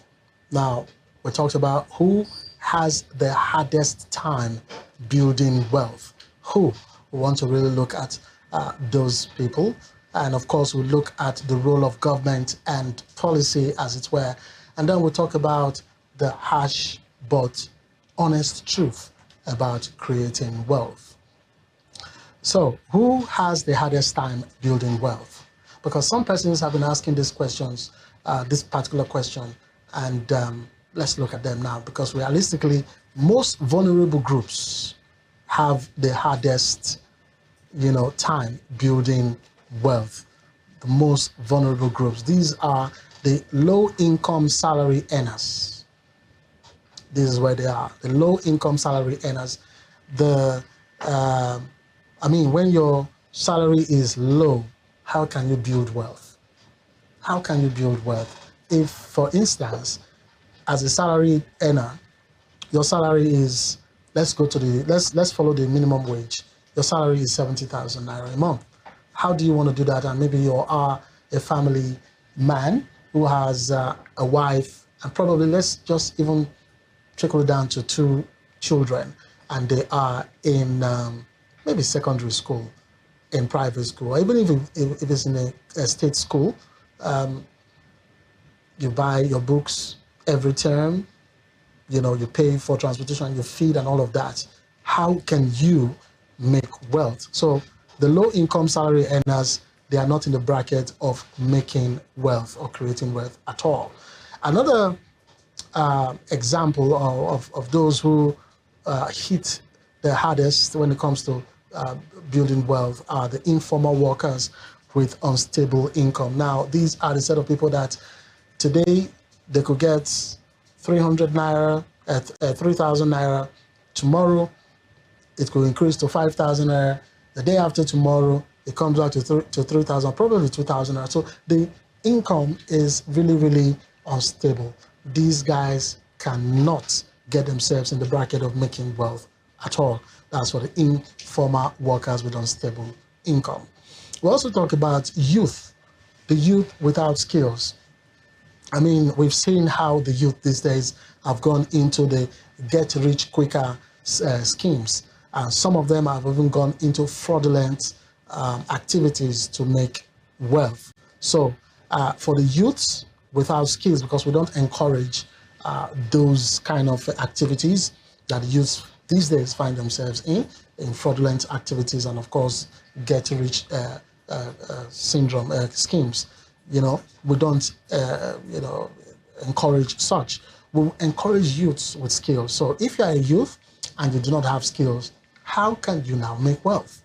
It's very, very impossible. And then retirees on fixed income. These retirees who do not have a side hustle or a side income coming in, they depend on their pension.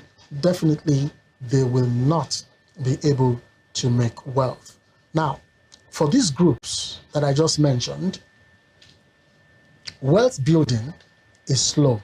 If they even think of going into creating wealth, wealth building is very slow. Then their main focus is on the stability first, how to get a stable home, how to get stable things stable around them before they will not think about growing, in terms of pursuing wealth creation, as it were. So the most hardest, the people that are most hit, when it comes to building wealth, I just analyze now the low income salary earners, the informal workers, the youth without skills, the retirees who depend on pension. All right, now let's look at the role of government and policy as it relates to creating wealth.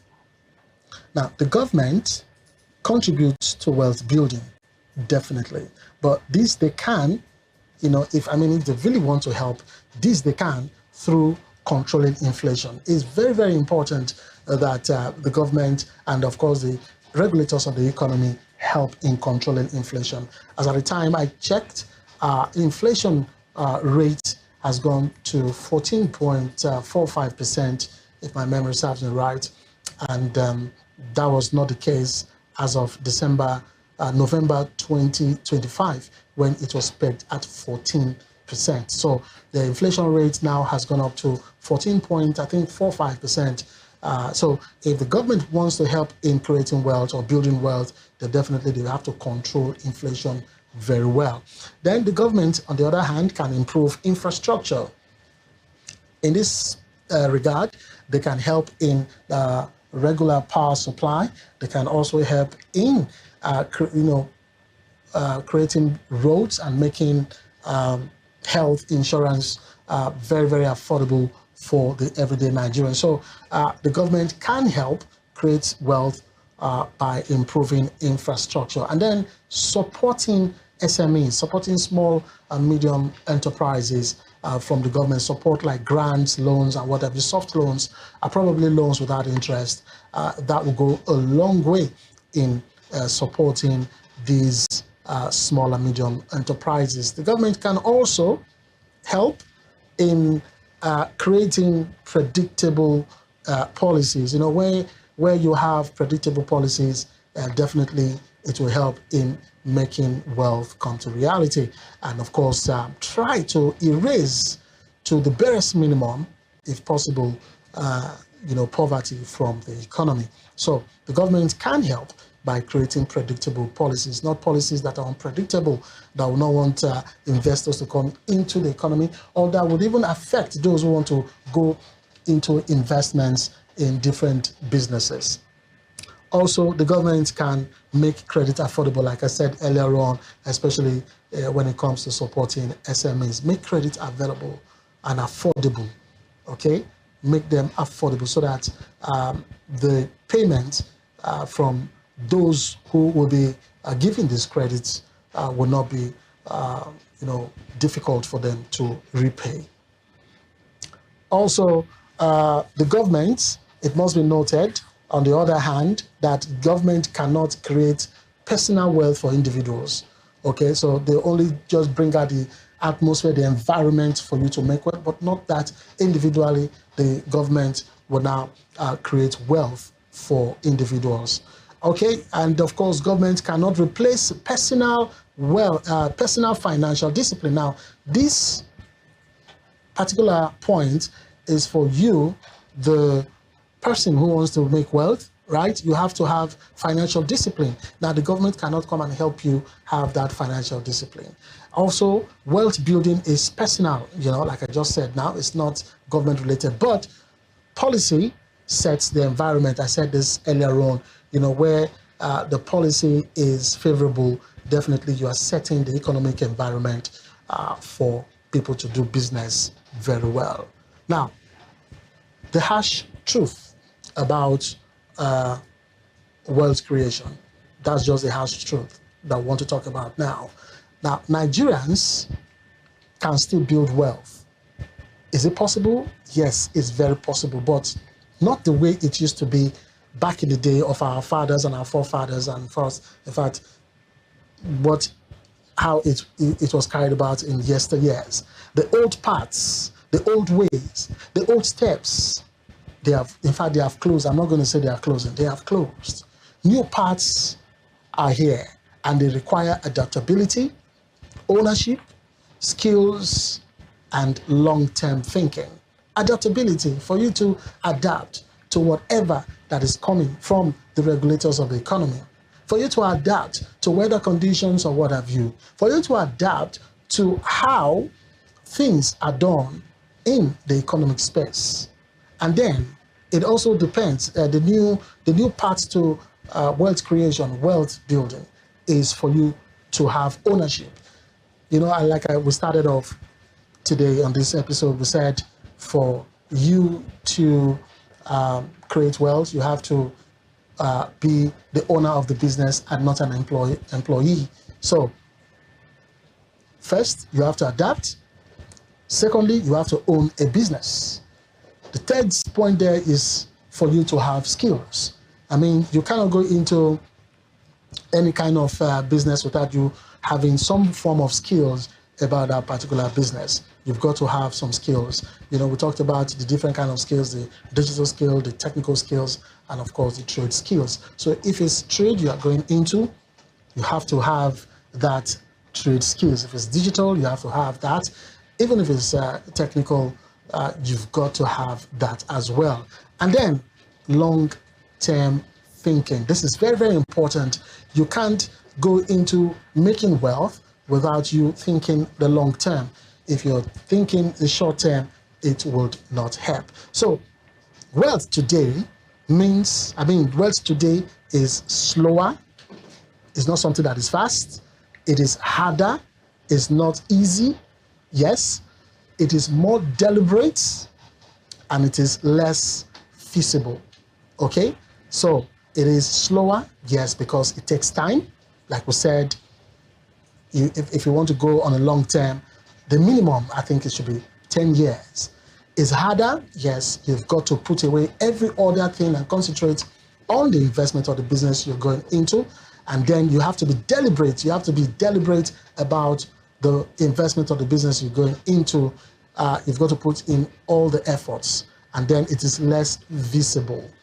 So the next question is, can Nigerians still build wealth? The answer is yes, but not the way, like I said, our parents did.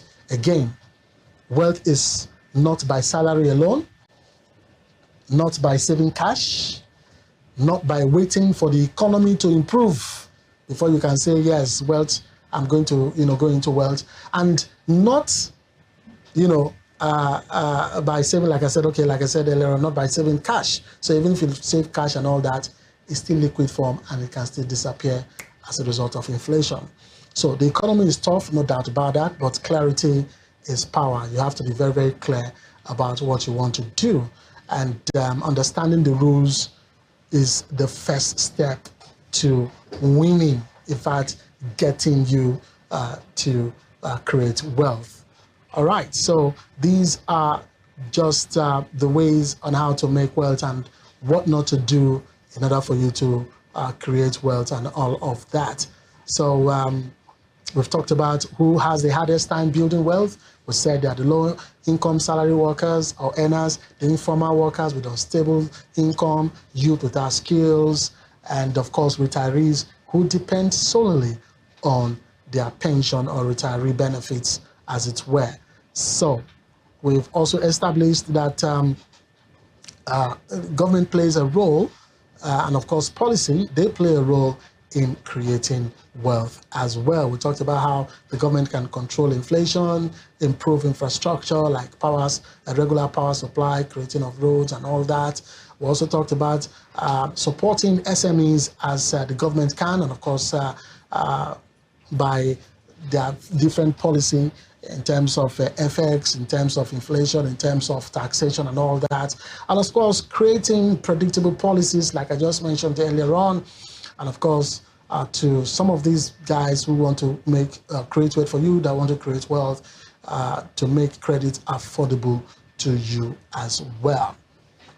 All right, so as we draw the curtains, once again, we want to hammer this, that wealth building is not dependent on salary alone. You've got to have a side hustle. You've got to have a side income. It's not dependable by saving cash. You've got to go into asset building. You've got to go into long-term planning, and of course into businesses that would provide a lot of income over time. And we also said it is not, wealth is not by you waiting for the economy to improve. When will the economy improve? I mean, I've heard people talk about how it is that since I was born, I've been hearing that Nigeria will be good. Since I was born, I've been hearing that Nigeria will be, the Nigerian economy will be good. And also I've heard people say that whatever goes up in terms of price, in terms of costs, whatever goes up in this country never comes down. So if that is the case, why are you now waiting for the economy to improve? One of these days, we'll bring one of a very hot topic where people are saying that, things have come down now. I mean, the cost of things have come down, the cost of the prices of some goods and services have come down. But the harsh reality of it is that, really, have they really come down? When you look at 10 years ago, a particular price, a particular product or service, the price or the cost for such 10 years ago is not the same today. Now, in the course of getting to where we are today, probably the price or the cost of such commodity went up to a certain level, maybe increased by 200%, and then like 2 years ago, it dropped by 45%. We are still left with how many percent? 155%.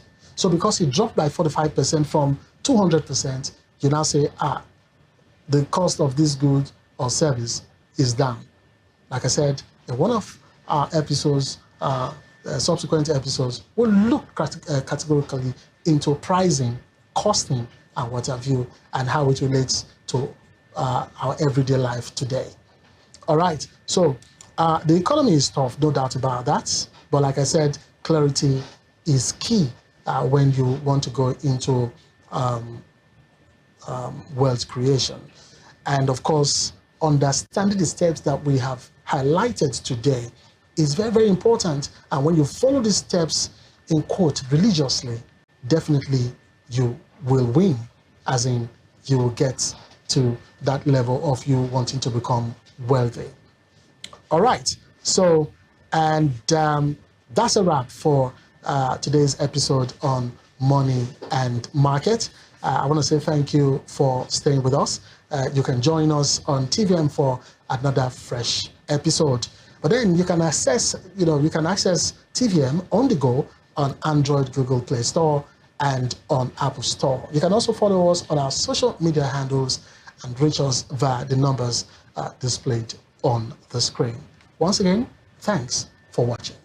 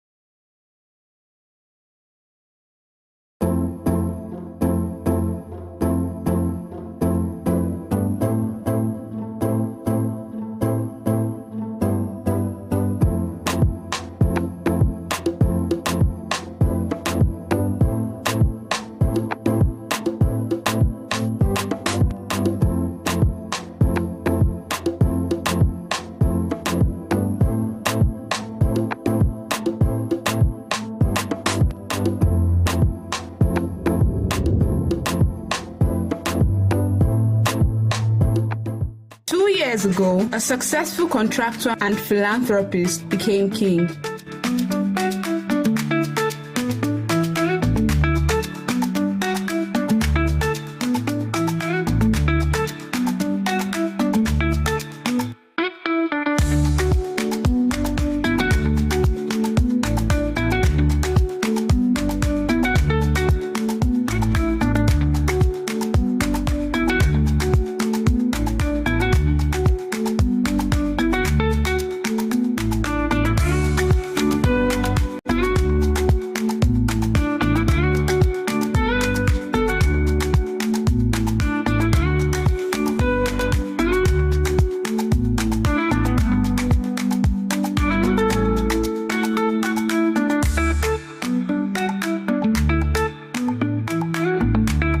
Majesty Kingsley Emakbo Orere Igbi II was chosen to become the King of Agbara Warri Kingdom. He celebrates with his people the second anniversary of his coronation.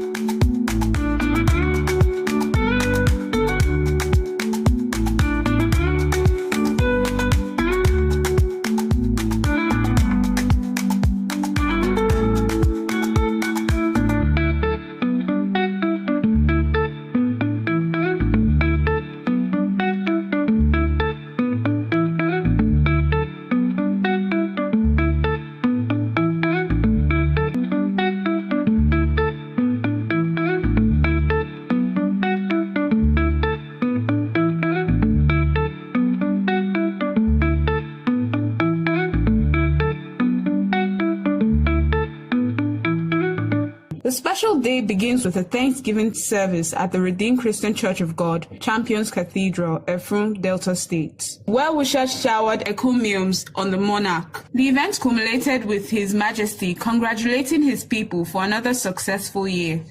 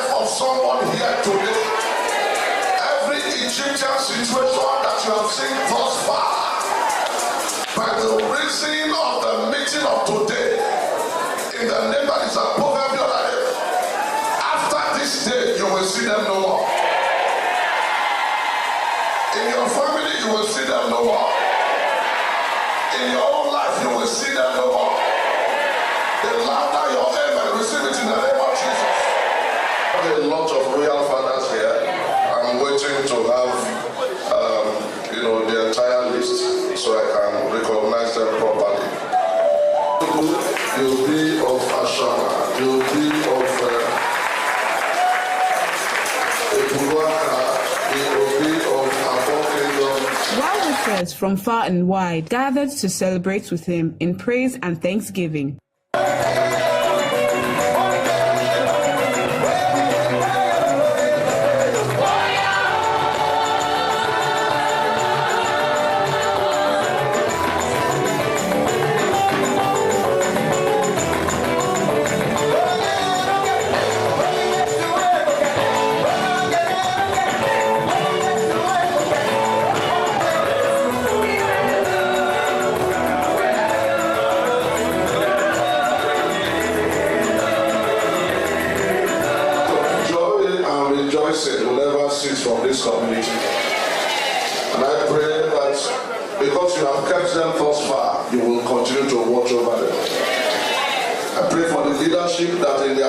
This community will continually prosper. No evil shall befall them. No harm will come near them. Every enemy that will rise up against them, Father, you will fight on their behalf. His Royal Majesty Igbi II, the Ovie of Agbara Warri Kingdom,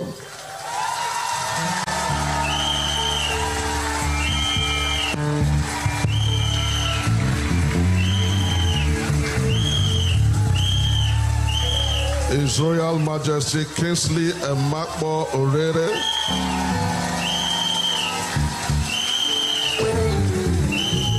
is leading all of the communities in his domain to thank the Lord for the second anniversary of his enthronement as His Royal Majesty Ingbe II, the Ovie of Agbara Warri Kingdom.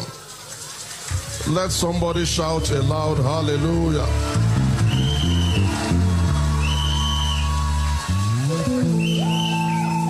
But we will now go into this round of Thanksgiving. He has requested that we bring them forward on community by community basis.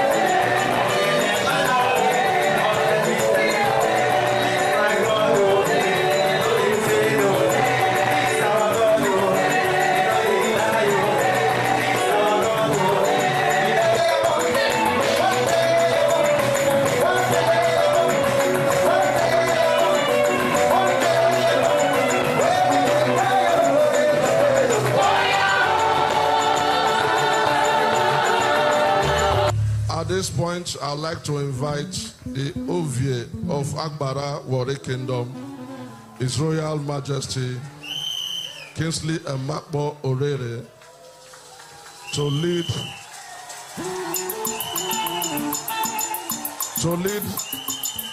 his communities and the guests to thank the Lord for the second year coronation anniversary.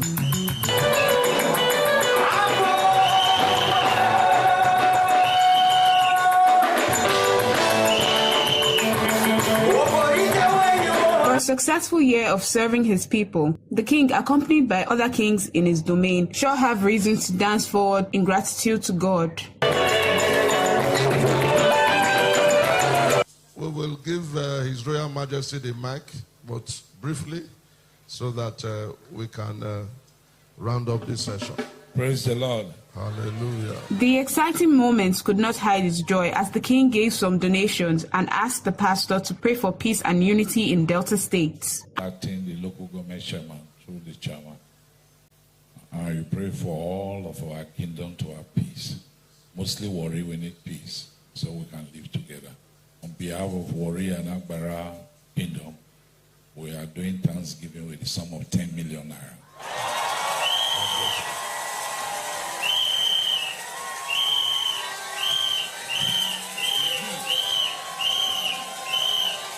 And as usual, we are in a Christmas period. Amen. As usual, we are in a Christmas period. So we put 20 bags of rice, 20 beans, 20 garlic. Thank you very much. Thank you, sir. Every time we hear about your kingdom, it shall be for laughter, it shall be for testimony, it shall be for good news. So I decree, so I declare, in the name of God the Father, God the Son, God the Holy Spirit. Let somebody shout hallelujah. After the Thanksgiving service, the entourage moved to Shell Field in Ejeba for the reception.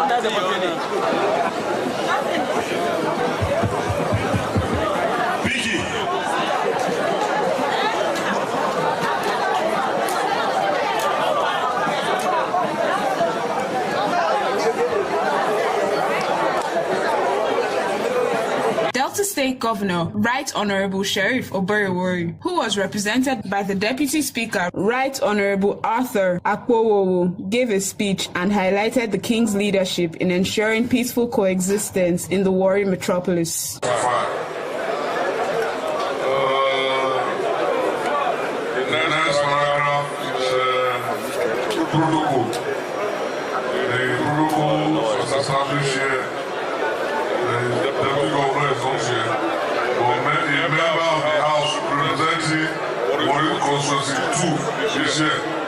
Honorable Obiri, I recommend you.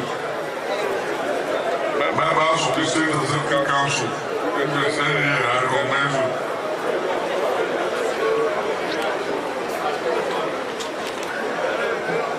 Your Royal Majesty, Christian Makori, your top government functionaries, distinguished chiefs and elders, esteemed guests, your Royal Majesties, my lords, spiritual and temporal, gentlemen of the press, distinguished ladies and gentlemen, it is my pleasure to join you today as we celebrate the momentous and joyful occasion, the second anniversary Thanksgiving of His Royal Majesty, Emako Kingsley Orere Igbediseko, the OV of Agbara Warri Kingdom, whose ascension to the revered throne of his ancestors marked the beginning of a purposeful, distinguished reign. Indeed, as exemplified Genesis 1-6 reminds us, I quote, promotion comes from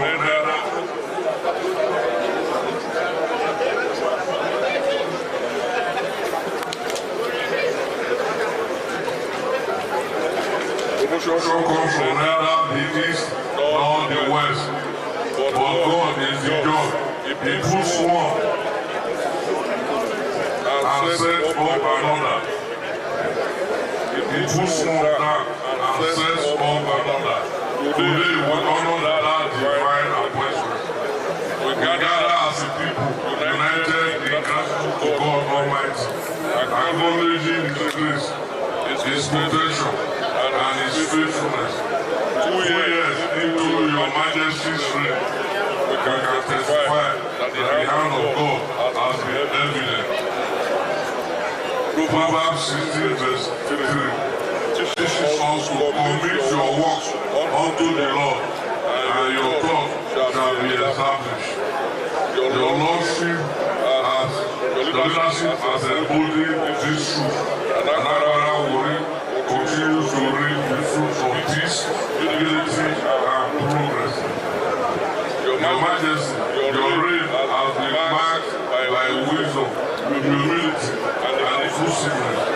You have upheld the rich heritage of Agbara Wori while embracing the demands of modern society. You have promoted peace, fostered unity among your people, and shown exemplary fatherly guidance. In these qualities, we see the reflection of Proverbs 11:14. Where there is no counsel, the people fail, but in the multitude of counsel, there is safety. Under your guidance, the kingdom stands stronger and more united.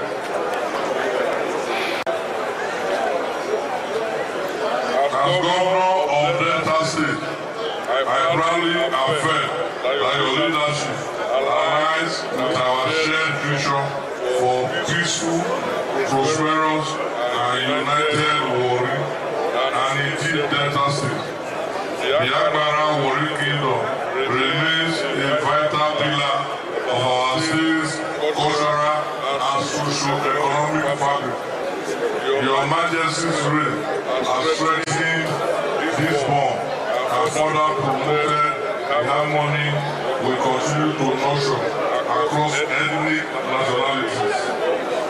How good and pleasant it is when brothers dwell together in unity. Psalm 133 verse 1. And today we celebrate that unity. This Thanksgiving service also reminds us that every season of leadership is sustained not by strength alone, but by the divine grace. Here in ROCCG Champion Cathedral, we return all the glory to God and pray for His continued guidance over His Royal Majesty. The Lord grants you increasing wisdom, long life, and good health. May He strengthen your hands for your works ahead. In keeping with Isaiah 40:31, but they that wait upon the Lord shall renew their strength. They shall mount up with wings as eagles.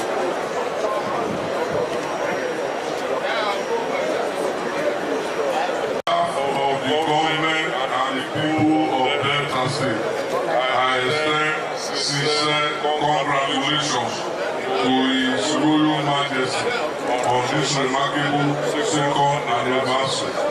May this celebration renew your purpose, deepen our unity, and serve as a lasting testimony to God's enduring love. Long live His Royal Majesty, King Suleiman Orere Igbe II. Long live the Agbara Wori Kingdom.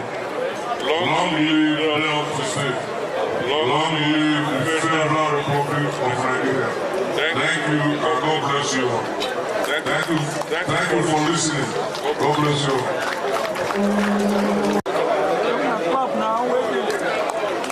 And a very good king. can take care of the kingdom. I wish him long life, prosperity, he and his household. My Collins is celebrating his 2 years. And of course, I know that the next coming year will be better than this. And he has done the best. Wish His Royal Majesty Orere, the King of Agbara Wari, more years.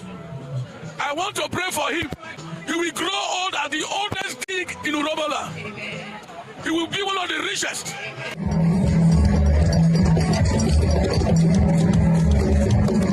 As the second coronation anniversary celebrations wind down here in Ejeba Wari, the Agbara Wari Kingdom looks forward to a future of continued progress and peace under the leadership of His Royal Majesty Igbi II.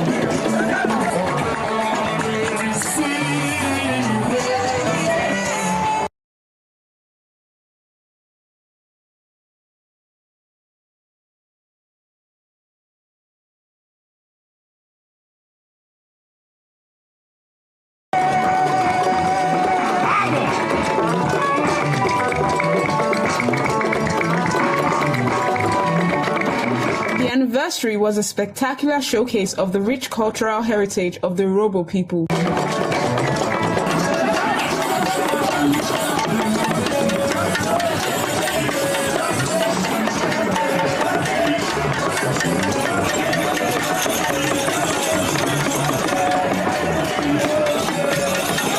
Every dance, every song, and every ceremonial procession underscored the kingdom's pride in its history and its fear under Igbi II.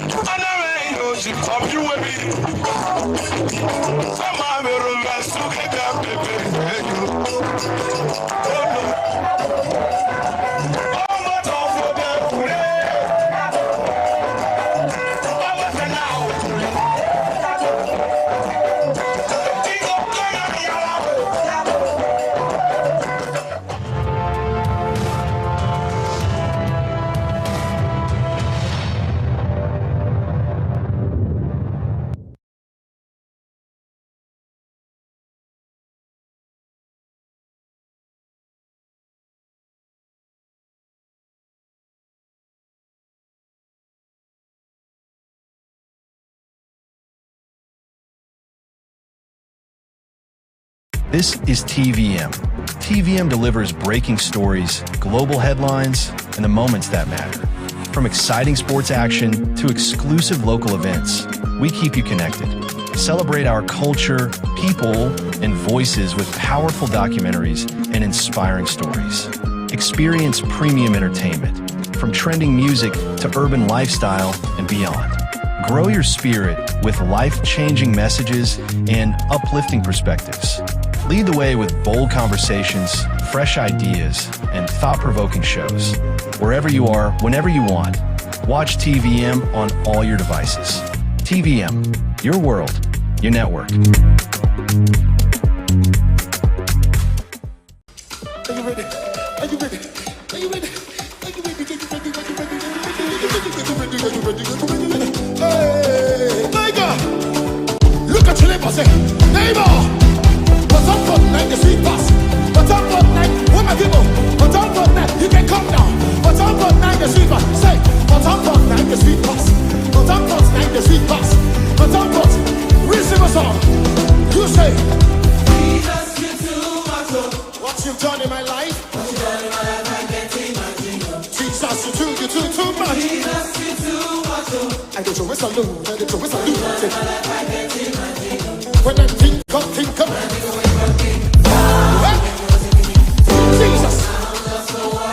When I think of where you brought me from, oh Jesus.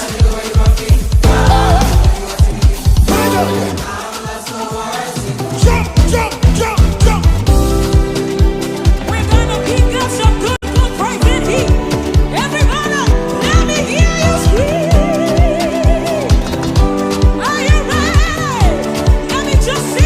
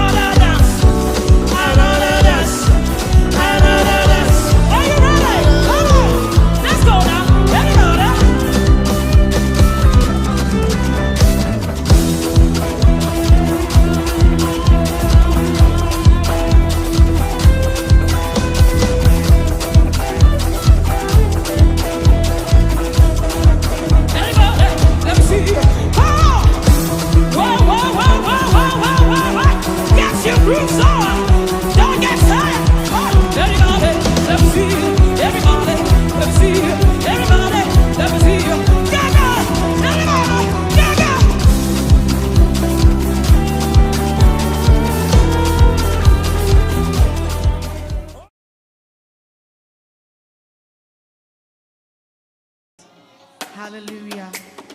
Yes, Lord, we thank you because you are alive. And because you live, we live. Thank you, Jesus.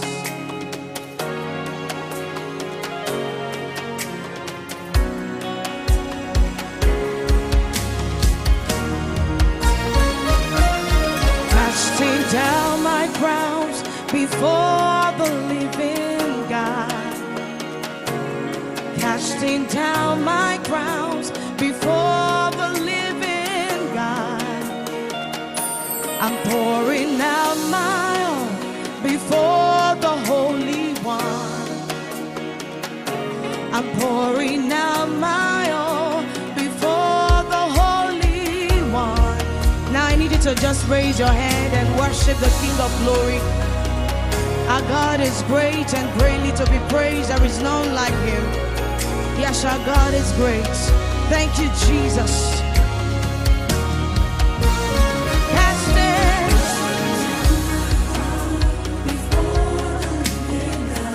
I'm casting down my crown, pouring out my own. I'm pouring out my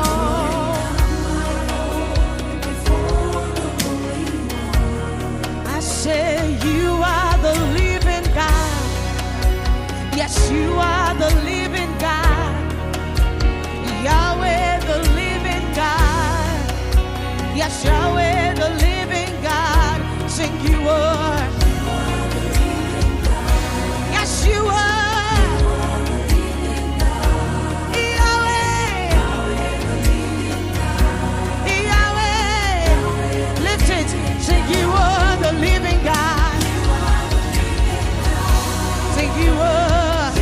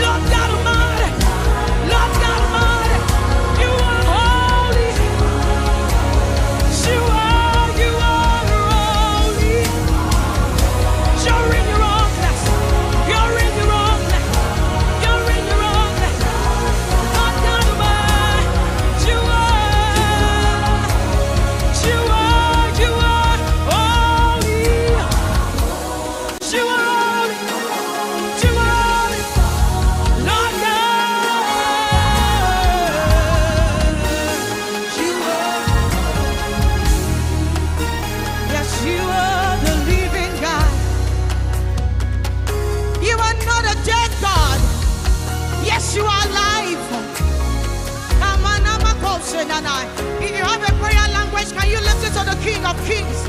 You are the living God. Yes, you are the living God. You are the living God. You are the living God. You are the living God. You are the living God. Yahweh, the living God. Yahweh, the living God.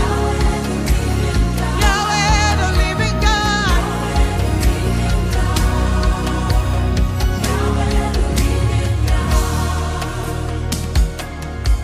Laying down my crowns,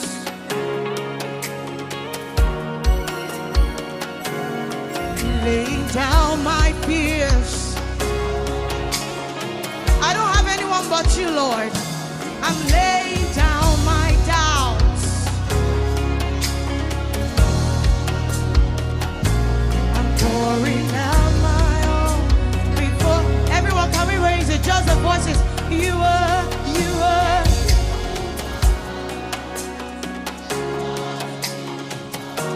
Yes, you are. Yes, you are. I need you to raise it. You are the living God. Yes, you are. Yes, you are. Yes, you are. Sing Yahweh, the living God. Yahweh. Yahweh. Sing Yahweh one more time. Yahweh, the living God. Yahweh, the living God. Yahweh, the living God. Yahweh, the living God. Yahweh. Somebody give the Lord a shout.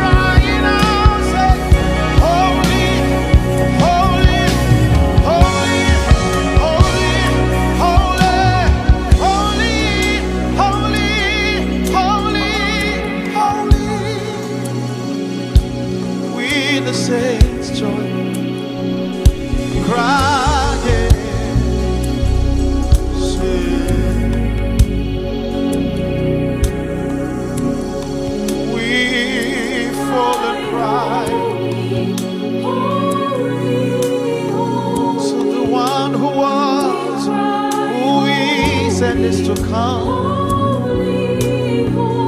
Is my life, my own. Bless the Lord, oh my soul. To the Lord, the one who was, is and is to come. The first and the last, beginning and the end, resurrection and the life. We are people on earth, we cry, we join with the angels, and you are beautiful. Hallelujah to the Lord our God.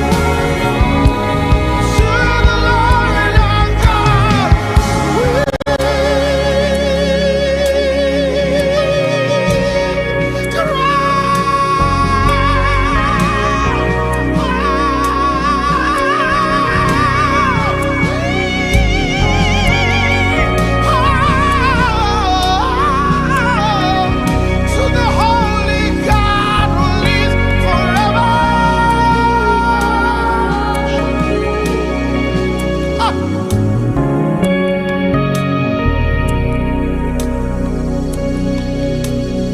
We cry, holy, holy, holy.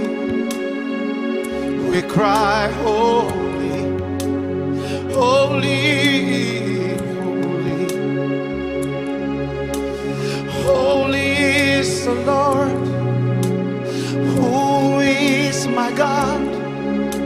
Holy is the Lord, who is to come. Darkness can't tell. You are wonderful. Darkness can't tell. You are wonderful. You are holy, holy, holy. We say holy, holy. We say holy, holy, holy to the Lord our God. Not just about the angels, but this my song to you.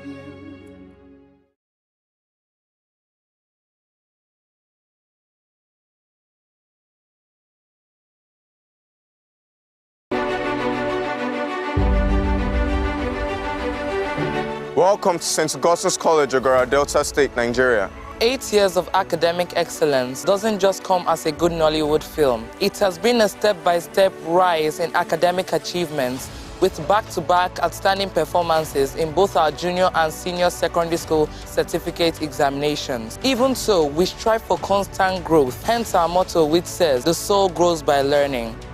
Education is the art and science of learning, and an academic success is achieved by training the mind to reach above its potential.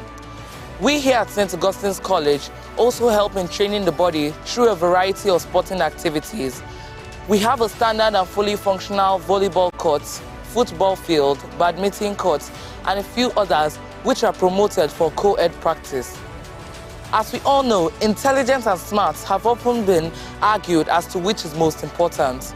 Well, whichever side you are on, know that you have the full support of St. Augustine's College, Ogara, Delta State, as we provide indoor games which require tactical thinking, such as chess, a mathematical approach to checkers, an educational game like Scrabble, and few others such as snakes and ladders and cards, which helps to ease the stress of workload over the weekend. And that is not all.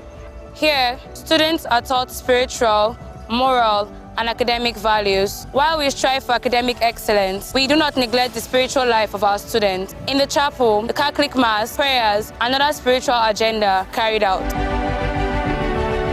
Cleanliness is next to godliness, and in our refectory, which is always clean, students are served nutritious meals at every point in time. Our school medic is available 24/7 and we have a very comfortable sick bay. In addition to this, we have a variety of laboratories such as the Home Economics Laboratory, where students are taught various crafts such as photography, sewing, and cooking, which help them in the outside world. In the Computer Laboratory, students are taught to be technologically smart. In the Science Laboratory, students carry out physics, chemistry, and biology practicals under the supervision of qualified teachers who break down ambiguous concepts into simpler concepts. The school library is equipped with books which are carefully selected to help each child in their academic journey. Our school is also a center for WAEC, NECO, and GCE examinations, and we have zero tolerance for examination malpractice. St. Augustine's College Ogara is the place to be. Why don't you join this big, great family of ours, where every child is guaranteed to thrive? For more information on the college, you could dial these numbers: 091 699 73723, 091 699 73728, and 091 699 73729. St. Augustine's College, Ogara. The soul grows by learning. This is TVM. TVM delivers breaking stories, global headlines, and the moments that matter. From exciting sports action to exclusive local events, we keep you connected. Celebrate our culture, people, and voices with powerful documentaries and inspiring stories. Experience premium entertainment, from trending music to urban lifestyle and beyond. Grow your spirit with life-changing messages and uplifting perspectives. Lead the way with bold conversations, fresh ideas, and thought-provoking shows. Wherever you are, whenever you want, watch TVM on all your devices. TVM, your world, your network.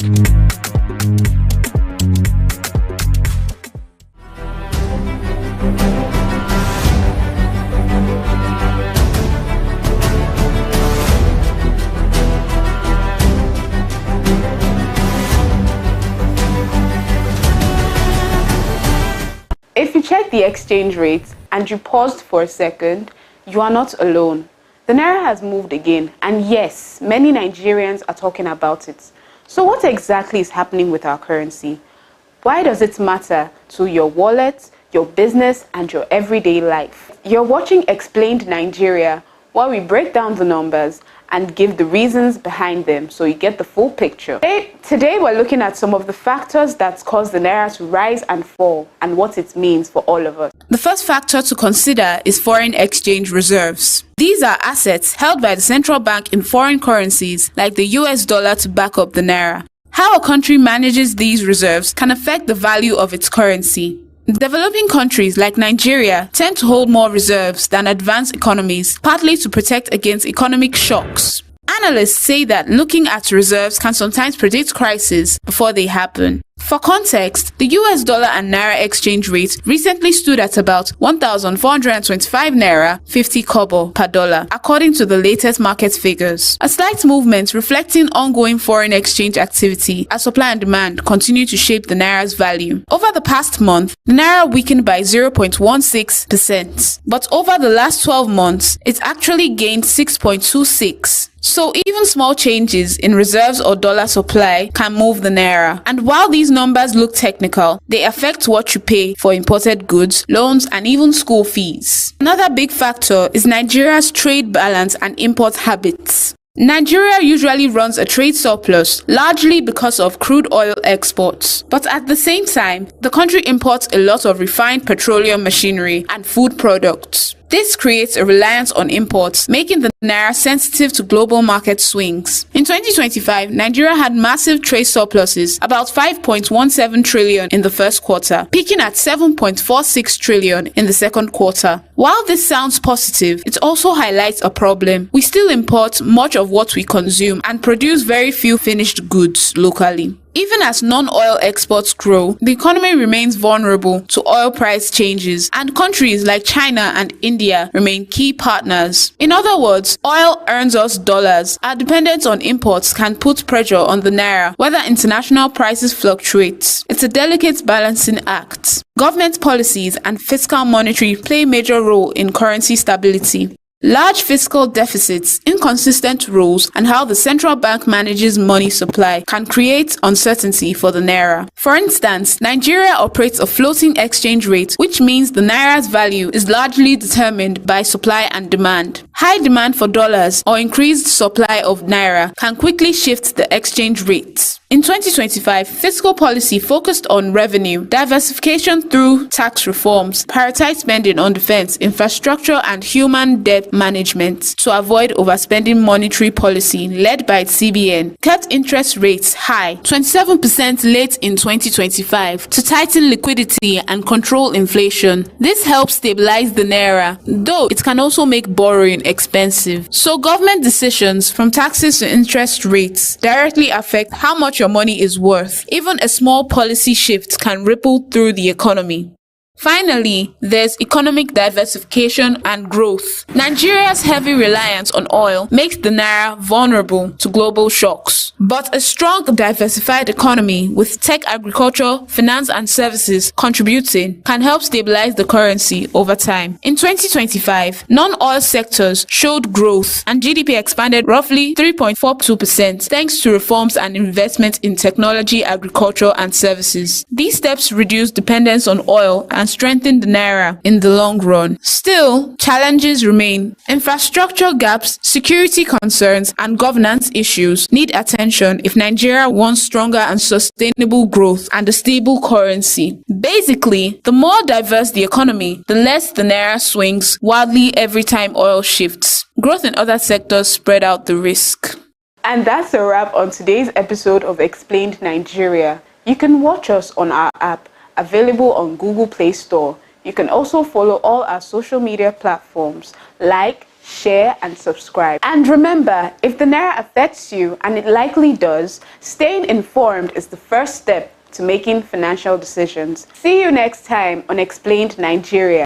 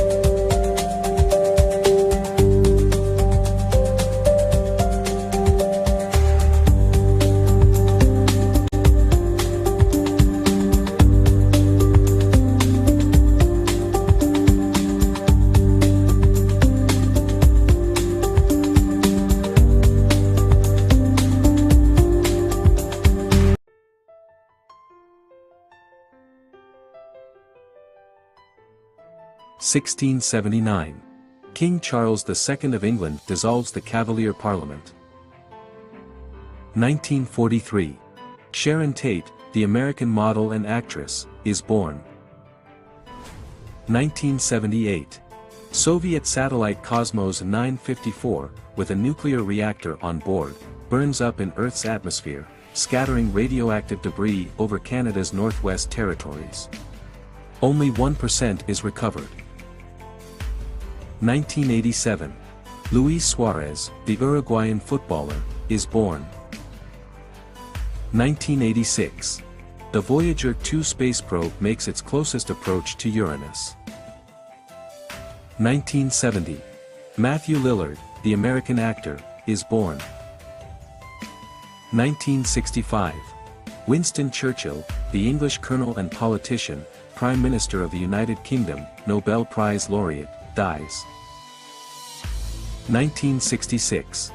Air India Flight 101 crashes into Mont Blanc. 1941. Neil Diamond, the American singer-songwriter and guitarist, is born. 1949. John Belushi, the American actor and screenwriter, is born. 1908. The first Boy Scout troop is organized in England by Robert Baden-Powell. 1966. Homi J. Bhabha, the Indian physicist and academic, dies at the age of 56. 1935. Gottfried Kruger Brewing Company starts selling the first canned beer. 1968. Mary Lou Retton, the American gymnast, is born. 1982. David Diggs, the American actor, rapper and singer, is born. 1974. Ed Helms, the American actor, producer, and screenwriter, is born. 1917. Ernest Borgnine, the American actor, is born. AD 7676. Hadrian, the Roman emperor, is born. 1978. Kristen Schaal, the American actress, voice artist, comedian and writer, is born. 1947. Warren Zevon, the American singer-songwriter, is born. 1979.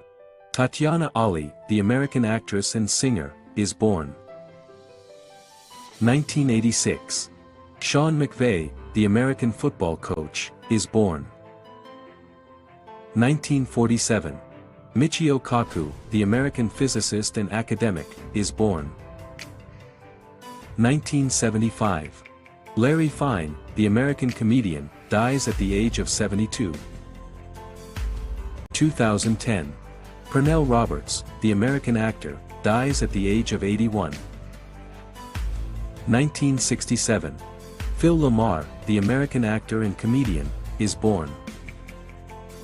1993. Thurgood Marshall, the American lawyer and jurist, 32nd United States Solicitor General, dies at the age of 84.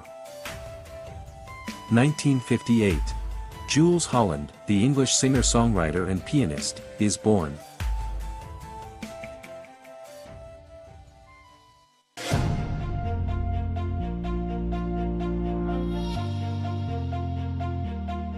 All right, let's talk football because AFCON 2025 ended with serious drama.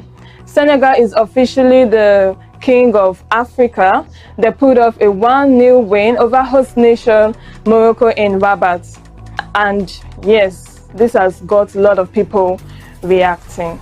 That win makes it Senegal's second AFCON title ever, and it shoots them to the 12th position in the FIFA World Ranking. Big move, big statement. Now let's get into the real gist. That final was pure chaos. Late into the game, Morocco got awarded a penalty in stoppage time, and immediately Senegal's players reacted. They were not having it. A lot of things was going on at the same time, protests, tension, and everything was happening so fast. Then boom, plot twist, Brahim Diaz stepped up and misses. Next thing you know, Senegal went on the attack, and on the 94th minute, Pape fired in a rocket with his left foot. Game over, cup secured, stadium silent, and everywhere was cold. And for Nigerians watching at home, there was just something to smile about. The Super Eagles came out third place, beating Egypt 4-2 on penalties, and the win, they were awarded $2.5 million, and that win pushed them from 38th to 26th in the FIFA World Ranking. That was like a great push from 38th to 26th, and a nice way to end the tournament. But of course, the internet had their own opinion. X was on fire after the final whistle. A lot were saying, some people were saying Morocco were robbed. Others said Senegal deserved it. While some were pressuring the referee and the VAR decisions. Anyway, let's take a look at some of these reactions from the streets of X.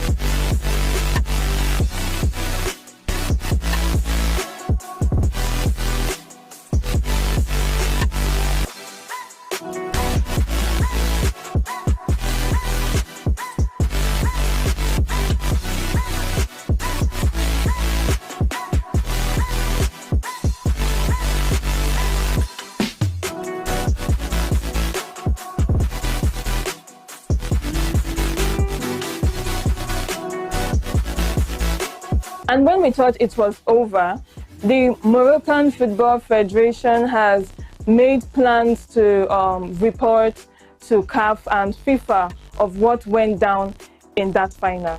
So the trophy has been lifted, but the argument is far from finished. One thing I love so much about AFCON 2025 is that it gave us goals, drama, controversies, and vibes. Yeah, don't forget to follow us on our social media platform, like, share, and subscribe.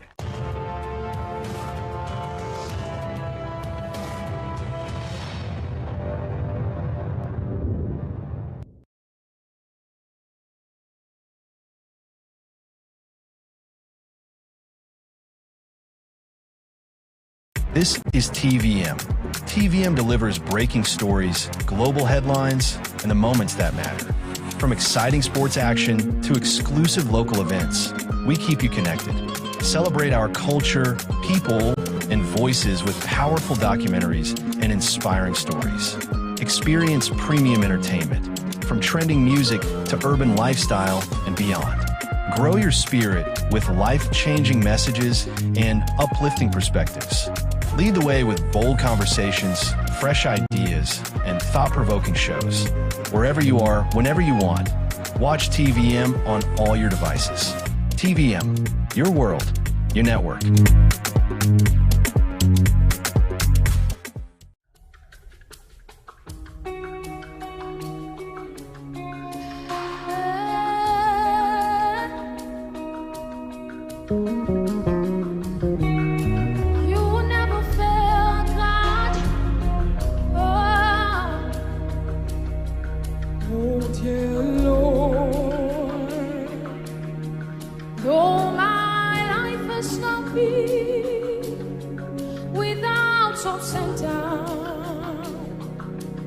Sometimes I feel lonely when they'll turn abandoned. Then I realize that you have a history of being faithful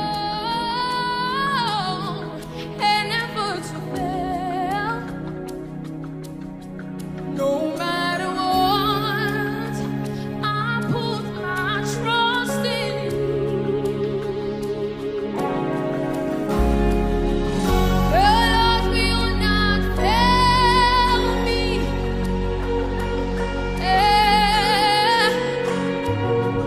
The Lord will not fail me. No. The Lord will not fail. He will never fail. The Lord will not fail.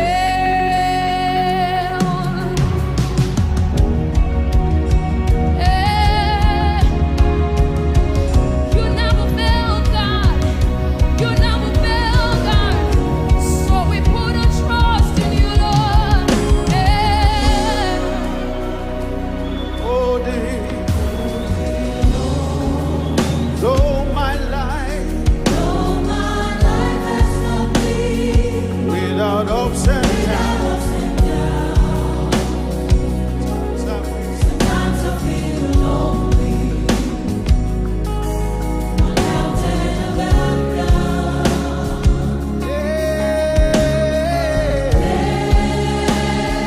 I realize you have a history of being faithful. You will never fail. No matter what, my trust, I put my trust in you. You can raise your hands and worship with us. The Lord will not fail me.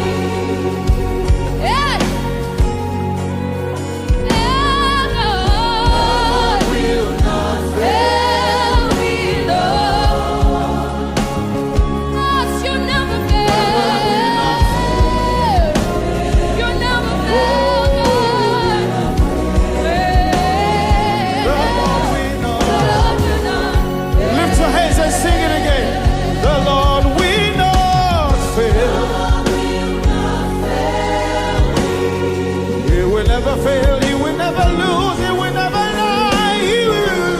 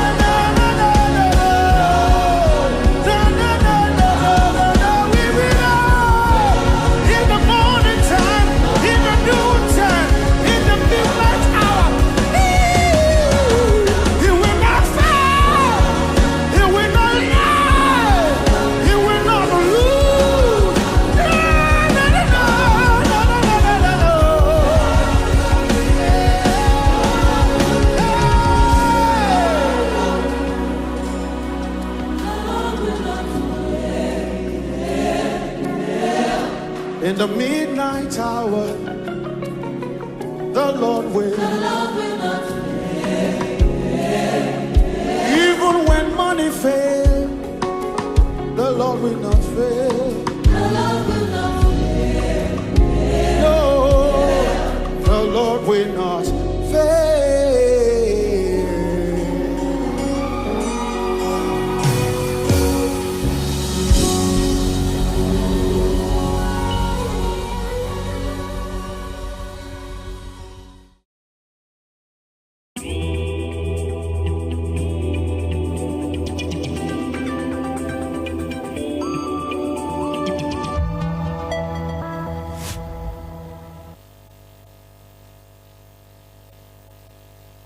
Guys, welcome to another episode of On the Couch. Today I have the first guest. But before I introduce my guest, my topic is, or the question, I'm asking a question, whether that's going to answer the why do Nigerians have double standards? Why do Nigerians like to, why do Nigerians prefer to do menial jobs abroad, but it's almost, in short, it's an abominable act, or almost an abominable act of them to do those menial jobs here in Nigeria. So for instance, so many people do not like to work in work. So many people don't like to, clean toilets. They don't like to, these techy, quote unquote, techy jobs here in Nigeria. But when they get abroad, you see them rushing or wanting to do those jobs. So I had to speak to this amazing guest. Please join me on the couch while we dissect this matter. So, ladies and gentlemen, boys and girls, join me as I welcome Mr. Lawrence to the house. Hi, Make way. Hi, Mr. Lawrence. Hey, Mara. Good to be here. Welcome to my couch. Yeah, thank you for having me on the couch today. Yes. Right. Thank you for being honest, joining me on my couch. So let's dissect this rhetorical question. Why do Nigerians like to, or why do they prefer to do menial jobs abroad than here in Nigeria? What do you think of that? Okay, if I understand the topic generally, I think it's twofold. There's the double standard part of it, and there's also a part of menial jobs. And I like the menial jobs abroad. Yeah. Not in Nigeria. I'll give a very simple answer to that. There's this statement that says it's better to be a good man in heaven than to be a prince. Yeah. Exactly. Nigeria is not a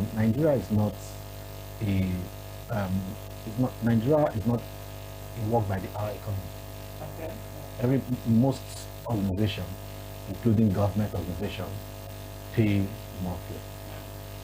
Nigerians' minimum wage is barely minimum for survival. I think the minimum wage for Nigeria, according to the federal government now, is 77,000, right? 77,000 naira in 2025. So that is for a month. So if you do the math now, you divide 77,000 naira by 30. What do you get? What do you get? Let's do the math. 77,000 naira divided by 30, yeah. We have 2,566 naira. So that's what you earn a day. And if you divide that by 8, we're assuming 8 working hours a day. 320 naira, 0.8. So if you're going to work hourly in Nigeria, you're getting like 400 naira every hour. So in 10 hours, you get 4,000 naira. So you see where the problem is. Our minimum wage is barely minimum.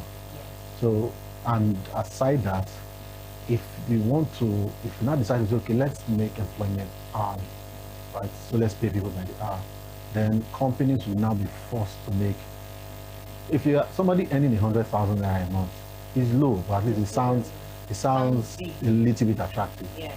Compared to say, come and work, I will pay you 300 naira an hour. What are you going to do with 300 naira? So we are not there yet economically. I do not think it's because, especially in the private sector, because I've had interaction with a lot of owners of private business, particularly new generation private business, those who just started their business now, especially those who even grew their business from the trenches. They want to pay, they are paying as much as they can pay. And so we are just not there yet. Now, as for the choice of work, why somebody would now prefer to go abroad and be cleaning restroom and toilet, is because there is a thing, and I told somebody this thing, there is a thing with the mind. There's a thing with the mind. You are in your home. You grew up here. You live among friends. The amount of, unconsciously, the amount of effort you put in your hustle, you can't compare with the amount of effort you put in your hustle if you live here. Because when you live here now and go to another city, your mind tells you the reason why I'm in this city is for hustle. So you are totally dedicated, overly dedicated to your hustle. So when Nigerians travel abroad, most Nigerians travel, not most, every Nigerian travel abroad to hustle. They know they left family at home. They know they have mouths to feed. They know they have to, and now you can't be living abroad as a Nigerian, and your people in Nigeria know you are living abroad, and you complain that you don't have money. They are not serious. You understand? So when they get there, pride goes away. Yes, and then that's when you now know that there's dignity in labor. We dig their heel down and they will, Honestly, and and they then will walk. when they see the bills that they have to pay, Exactly. They have to do running it. shoot for your shit. So you mean all this jackpot syndrome? I feel Nigerians, when they get there and they see that there's no white collar job here, or well there is or there are, but It's not for everybody. It's not for everybody. Yeah. You might. It's not for, like you said, it's not for everybody. So it's easier to get these menial jobs first, at least start with, because you have to pick your. I know master degree holders outside the country that are stock clerks. They are working as stock. But they will never do that here. No, they won't do that here. They have masters now. And also, do you think Nigerian employers, I beg your pardon, is also, they are also part of the reason why? Because I've heard or seen a scenario where people tell you, or employers tell you, two persons is qualified for this job. Are you the customer care for this person? I can employ the master's degree holder to be Yeah. So do you think owners of businesses in Nigeria also? No, I don't. I won't totally blame them out. I have applied for jobs several times, and there is one thing because of there is a big lacuna. There's a big space between somebody leaving university and entering the job market. Nigerians are not prepared for that. There is no system, even the youth service that we go to, for some reason, either because the trainings they give are not presented in an interesting enough way, or for some reason they are not even NYC. They try sometimes to do this kind of training. But at the end of the day, a lot of people do not know that when you are applying for the job, you are applying for the job. Nobody cares who you are. Nobody cares. So the problem you have is you apply, you see Dangote publishes for driver, for instance. Then you have a master's degree, but you don't have the job. But you now feel, okay, if you add your master's degree to your resume or your CV, you'll be looked at favorably. The problem is the person the place you are applying to understand value. They understand value. They see a master's degree holder, and the guy that we're looking for, I cannot employ masters now. I'll be paying him this money. Yeah. So then I say I'm qualified. If you desperately need that job, you won't have masters for you. Maybe sometime later when they tell you, oh, I'm looking for accountant. And I'm an accountant, so I have a master's degree in social accounting and those kind of things. So for that, I think it's just a lot of people do not know how to apply for jobs. Do not want to apply for jobs. So that is basically the reason. And for those traveling abroad, one of the major things I see at some point is Nigeria got so tough, people just wanted to get out. I think Nigeria is still tough. Yeah, it's still tough. It's still tough, but the difference now is the realization that getting out is not the solution and it's not a lot of people. Yeah. Because the amount to get out is crazy. It's not crazy. As much as just remaining the amount to get out is not crazy. So, but at some point, people just wanted to leave without even thinking of what they are going to do. But it's so funny. Imagine living comfortably here, but for 1 or 2 reasons, you just feel like you can't get them and leave. And then you now set up almost all your properties just to get, you that you're comfortable here, you now start starting from scratch abroad, then you now see yourself doing your job, doing toilets, And you know what is worse? Many of these countries understand the game now. Yeah. So when you get there, like the UK for instance, before if you're in the UK and doing a job, you could survive and still send money home. But now most of these countries are so crafty that they try to make sure all you earn is spent there. Whether by way of tax or the bills and everything. Like countries where the government supply all your needs according to their riches. When the government supply all your needs, it becomes difficult for you to save because that supply is not free. You have to pay. So that is where the trick is that many of these countries, but a lot of Nigerians, we don't know, we just rush into it. Yeah, but Nigerians are also smart. Nigerians are also smart to say, okay.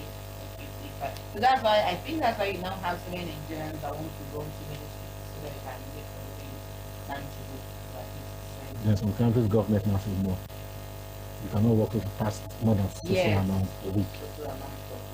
Hours a week. So it is sad, it's unfortunate. But I do not think it's the issue there is not the standard. Well, okay, so what do we call it now? You say, Condition make refuge bend. So why condition make refuge bend when you say Nigeria? Condition make refuge bend. Oh my God. Do you know that we've had popular actors? I know an actor who was a successful actor, at least successful in the terms of the word of he has featured in a lot of movies. Or he's a security guard. In fact, I even know a musician who was popular. That is does security in the UK. Really? Right now? Yeah, the security man in the UK. This other guy, I'm trying to remember his name. So now, what do you think might have caused that? Because that person, like you said, was kind of successful here. But then, is it currently or before now? Before now. Okay, before now. Okay. No, they move out, and they cannot. Like for instance, we had acts like LD did done Too Short. I don't know if you remember somebody called Too Short. Yeah. I watched an interview that he did with maybe Stage U. Yeah, I think it was Stage U. But even the Stage U too is not in Nigeria. He too has left the country. He's doing his podcast from the abroad there. And Too Short literally said he went from 100 to 0. Because he crashed. So whatever he had left, he gathered it together and went to America and started again. And it was easier for him to start again. Because Nigeria is, I don't want to sound like I'm swearing for my country. but Nigeria is a country that there's a lot of Nigeria is blessed. Yeah? Nigeria is blessed, but doors to assess certain things. It's easy to find, but not easy to open. Okay. You can get to the door, but opening it is not easy. You might expect that, like for instance, somebody can tell you, Somebody can on paper tell you, I'll open a business, I'll open one shop, I'll start selling clothes. In 2 months' time, I will have 10 customers. And you are there like 6 months. Nobody has come to ask, Alpha, what do you do for him? So it is tricky in Nigeria. It's not very easy in Nigeria to do certain things. And because Nigeria is a country where wealthy people are extra wealthy, and wealthy people are extra wealthy, a small man can set up his business in one corner. If the extra wealthy just come and do like ×5 of the business he's doing and take everything away. So it's easier for people to just go abroad and start afresh, so to speak. Okay, we have a lot to say, but we need to go on this big break.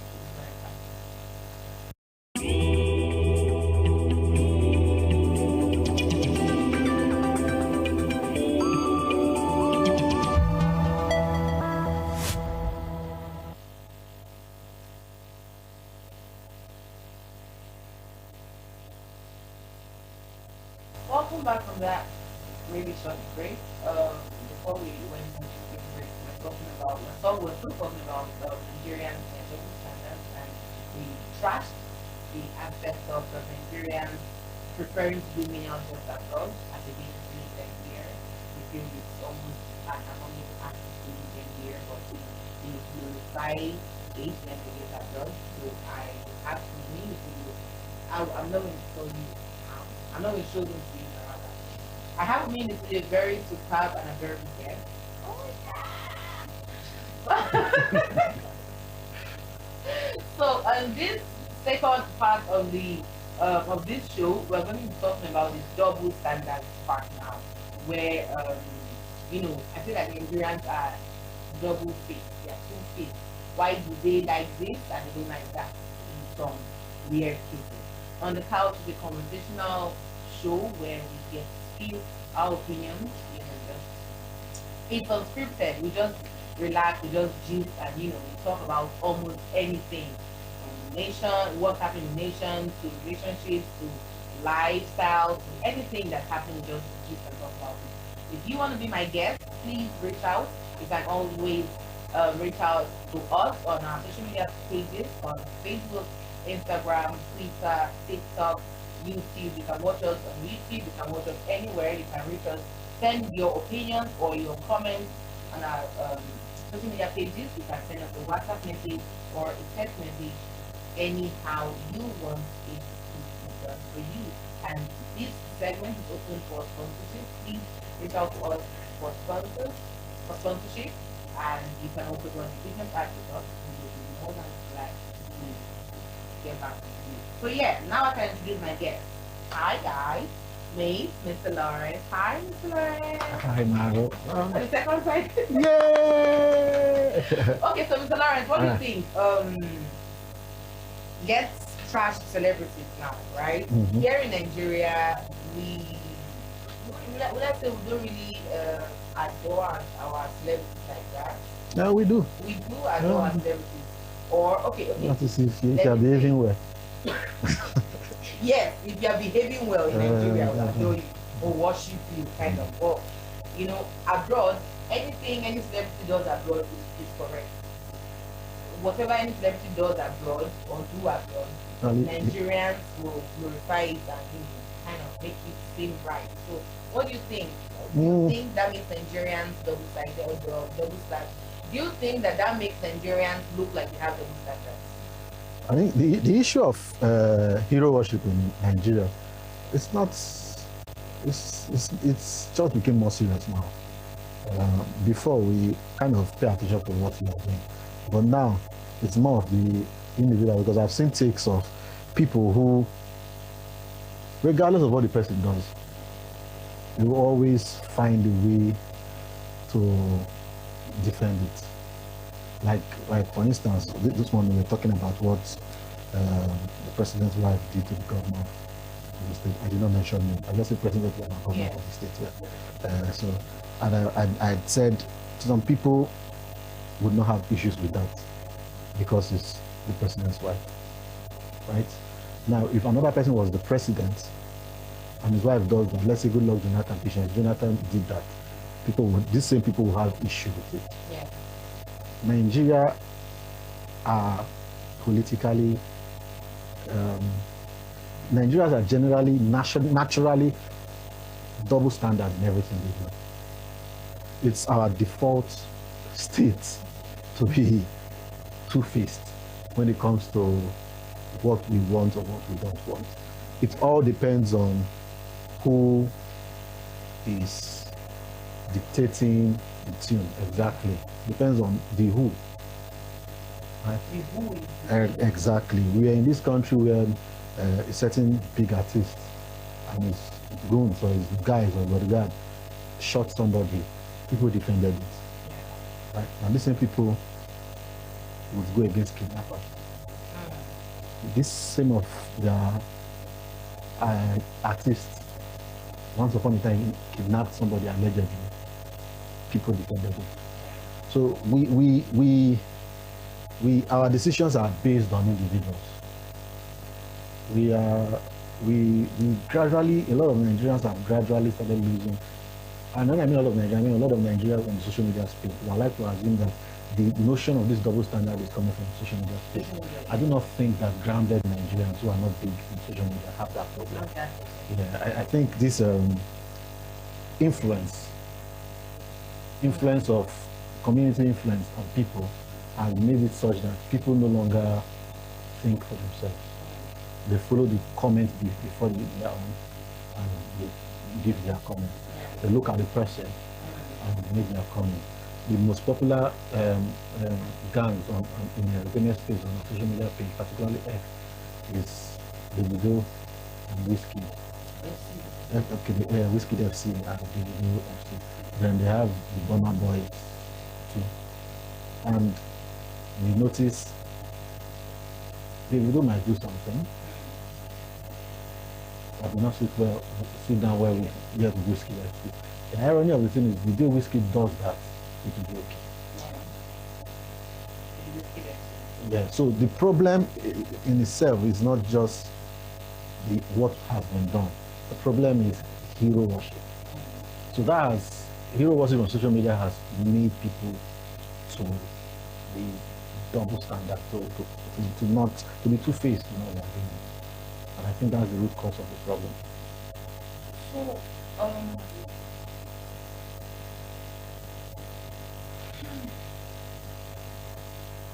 I recall you were giving an instance of even dressing. yes, I was saying about dressing. Thank you very much. So yeah, it was dressing. Women, some of our women, I don't know how to talk. Our women who dress a certain kind of way here in Nigeria, and then there's another activity, and then we find a way to justify it, find a way to justify it. That's also being If it's the person that we're talking about, I would like to call that a lack of identity. Not a big double standard. That's called a lack of identity for who now? For the person. For the person. Like what I mean is, if your question is, let's say a lady in Nigeria who puts on his dress in a certain way, and because he or she is abroad, decides to take a U-turn, regardless of whether, if the factor is not weather, the fact that just because I am out there, then it's lack of identity. Then if it's our stars, like I tell people, I've seen people criticize Arya Star for the way she dressed, and for the life of me, I do not understand why people criticize that. Exactly. She is a, like I asked one a question.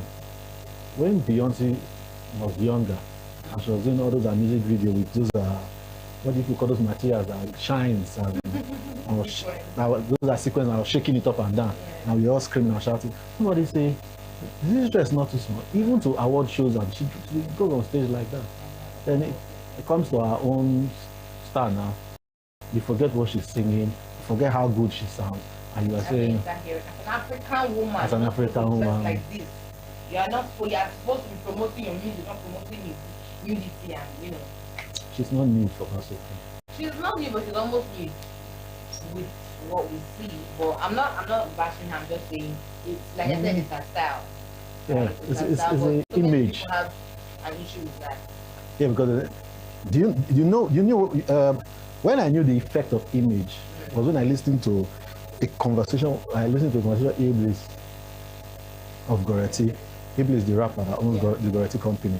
I had a conversation with somebody, and I heard how he branded Fino. So then I realized that Fino didn't just appear looking like, Fino the rapper. Fino Fino. He didn't appear looking like that. The company signed him. They looked at him and okay, give him mohawk, dress him like this, then let him continue this hard rapping in Igbo, and that was his identity.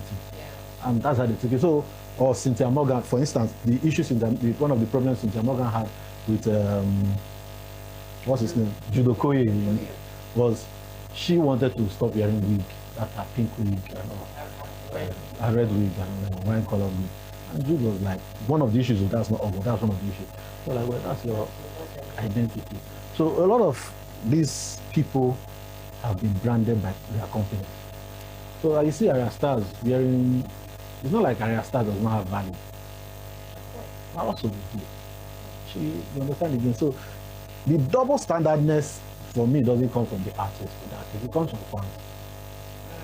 So the pressure that fans put on them makes them double standard? No. Okay. I'm not saying celebrities are not double standard. Yeah. But I'm saying on that case, I do not fault celebrities.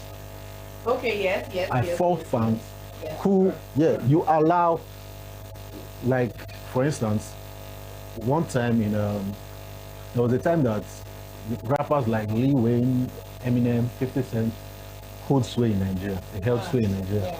Every young man or young lady, your favorite rapper, they mention these people. And meanwhile, you had rappers in Nigeria. Okay, see. See, and meanwhile, while all these rappers were popular, we had rappers in Nigeria that nobody paid attention to. And maybe at that time they're not up their game now. So these ones were upping their game at that time. But meanwhile, when a rapper now decides to rap like those people to get your attention, you complain. I've been doing my thing my way. You did not see me. Don't copy my face. Just do your thing. Don't copy my. So, but as far as double standard goes for Nigerians, we would, a lot of Nigerians. And you don't think it's anything? I do not. Even in our politics, it's there now. It shows. So do you think it's a Nigerian thing, or do you think it's a human thing? Hunger. We don't know what hunger does. So it's a human thing. It's hunger. It's hunger. Hunger. But I think some Americans, people abroad are still hungry. Are you saying that Nigeria double standard? The hunger is pushing. A lot of them, have been motivated. Hunger is one of the motivations. Oh, interesting. Let me explain. Interesting. Let me explain. All right. I'll use politics for instance. There is a very popular politician whose name I will not mention. Everybody knows him. You know who? You know him. This man once stood against anything and everything that is Tinubu.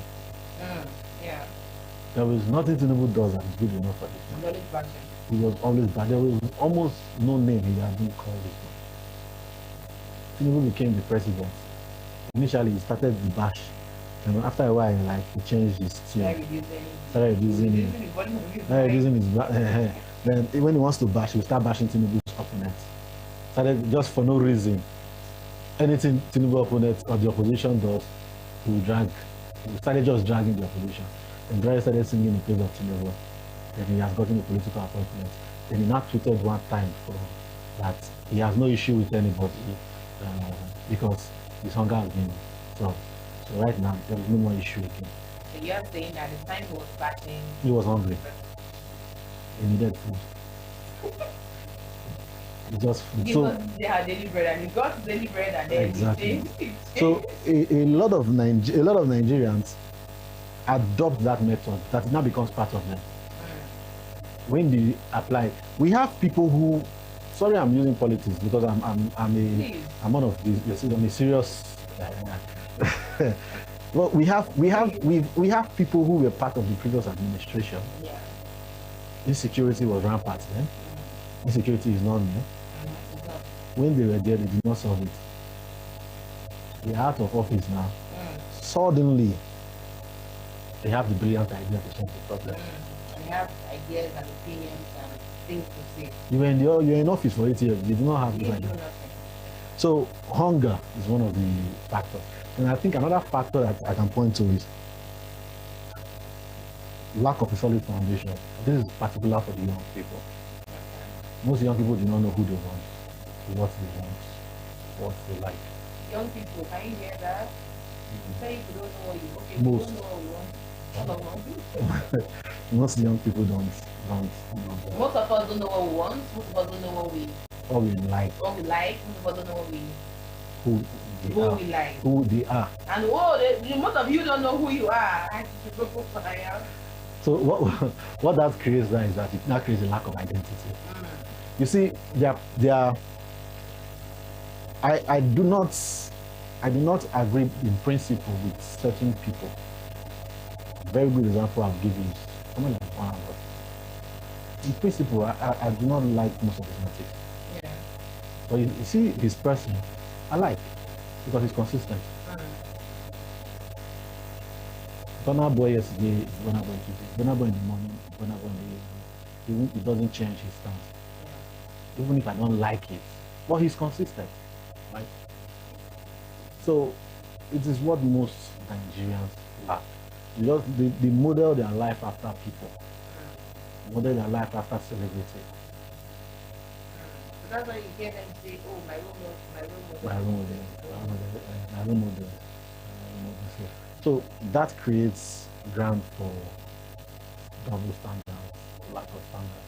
And that's a very solid example is the issue with one of my icons, Tubaba. One of my favorites, Tubaba. He was married and he got separated. Then his new marriage is having issues. The people are now saying he shouldn't have left the former marriage and all. And for God's sake, man, you are acting like the guy's name. This your favorite issue is the whole topic for. And all that, so then we have to look for a way to beg you to come join us in another episode so we can maybe trash this your favorite issue because that's the whole. All right, I'm open. All right, it's open. How sweet is that? All right, so we have to wrap up the show now. On the couch, like I said earlier, it's a conversational show. You can send in your opinions, you can send in your thoughts, you can send in what you would want us to talk about. You can please reach out to me if you want to be my guest if you want to be on my couch. On my couch, we don't just entertain anybody, we entertain sweet and lovely people. And I know that you are lovely and that you're a sweet person and sweet people watching and viewing us wherever you're viewing us. On the couch segment open for sponsorship and adverts, please reach out to us. You can follow us on all our social media pages on Facebook, Instagram, Twitter, TikTok, and please follow, share, like, and subscribe on YouTube. Reach out to us on WhatsApp and send us a text message via SMS on the number displayed on the screen. That's it for this episode on the couch. Thank you to my guest, Mr. Lawrence, for joining me on this episode. And, thank you for having me. I hope to be here soonest with another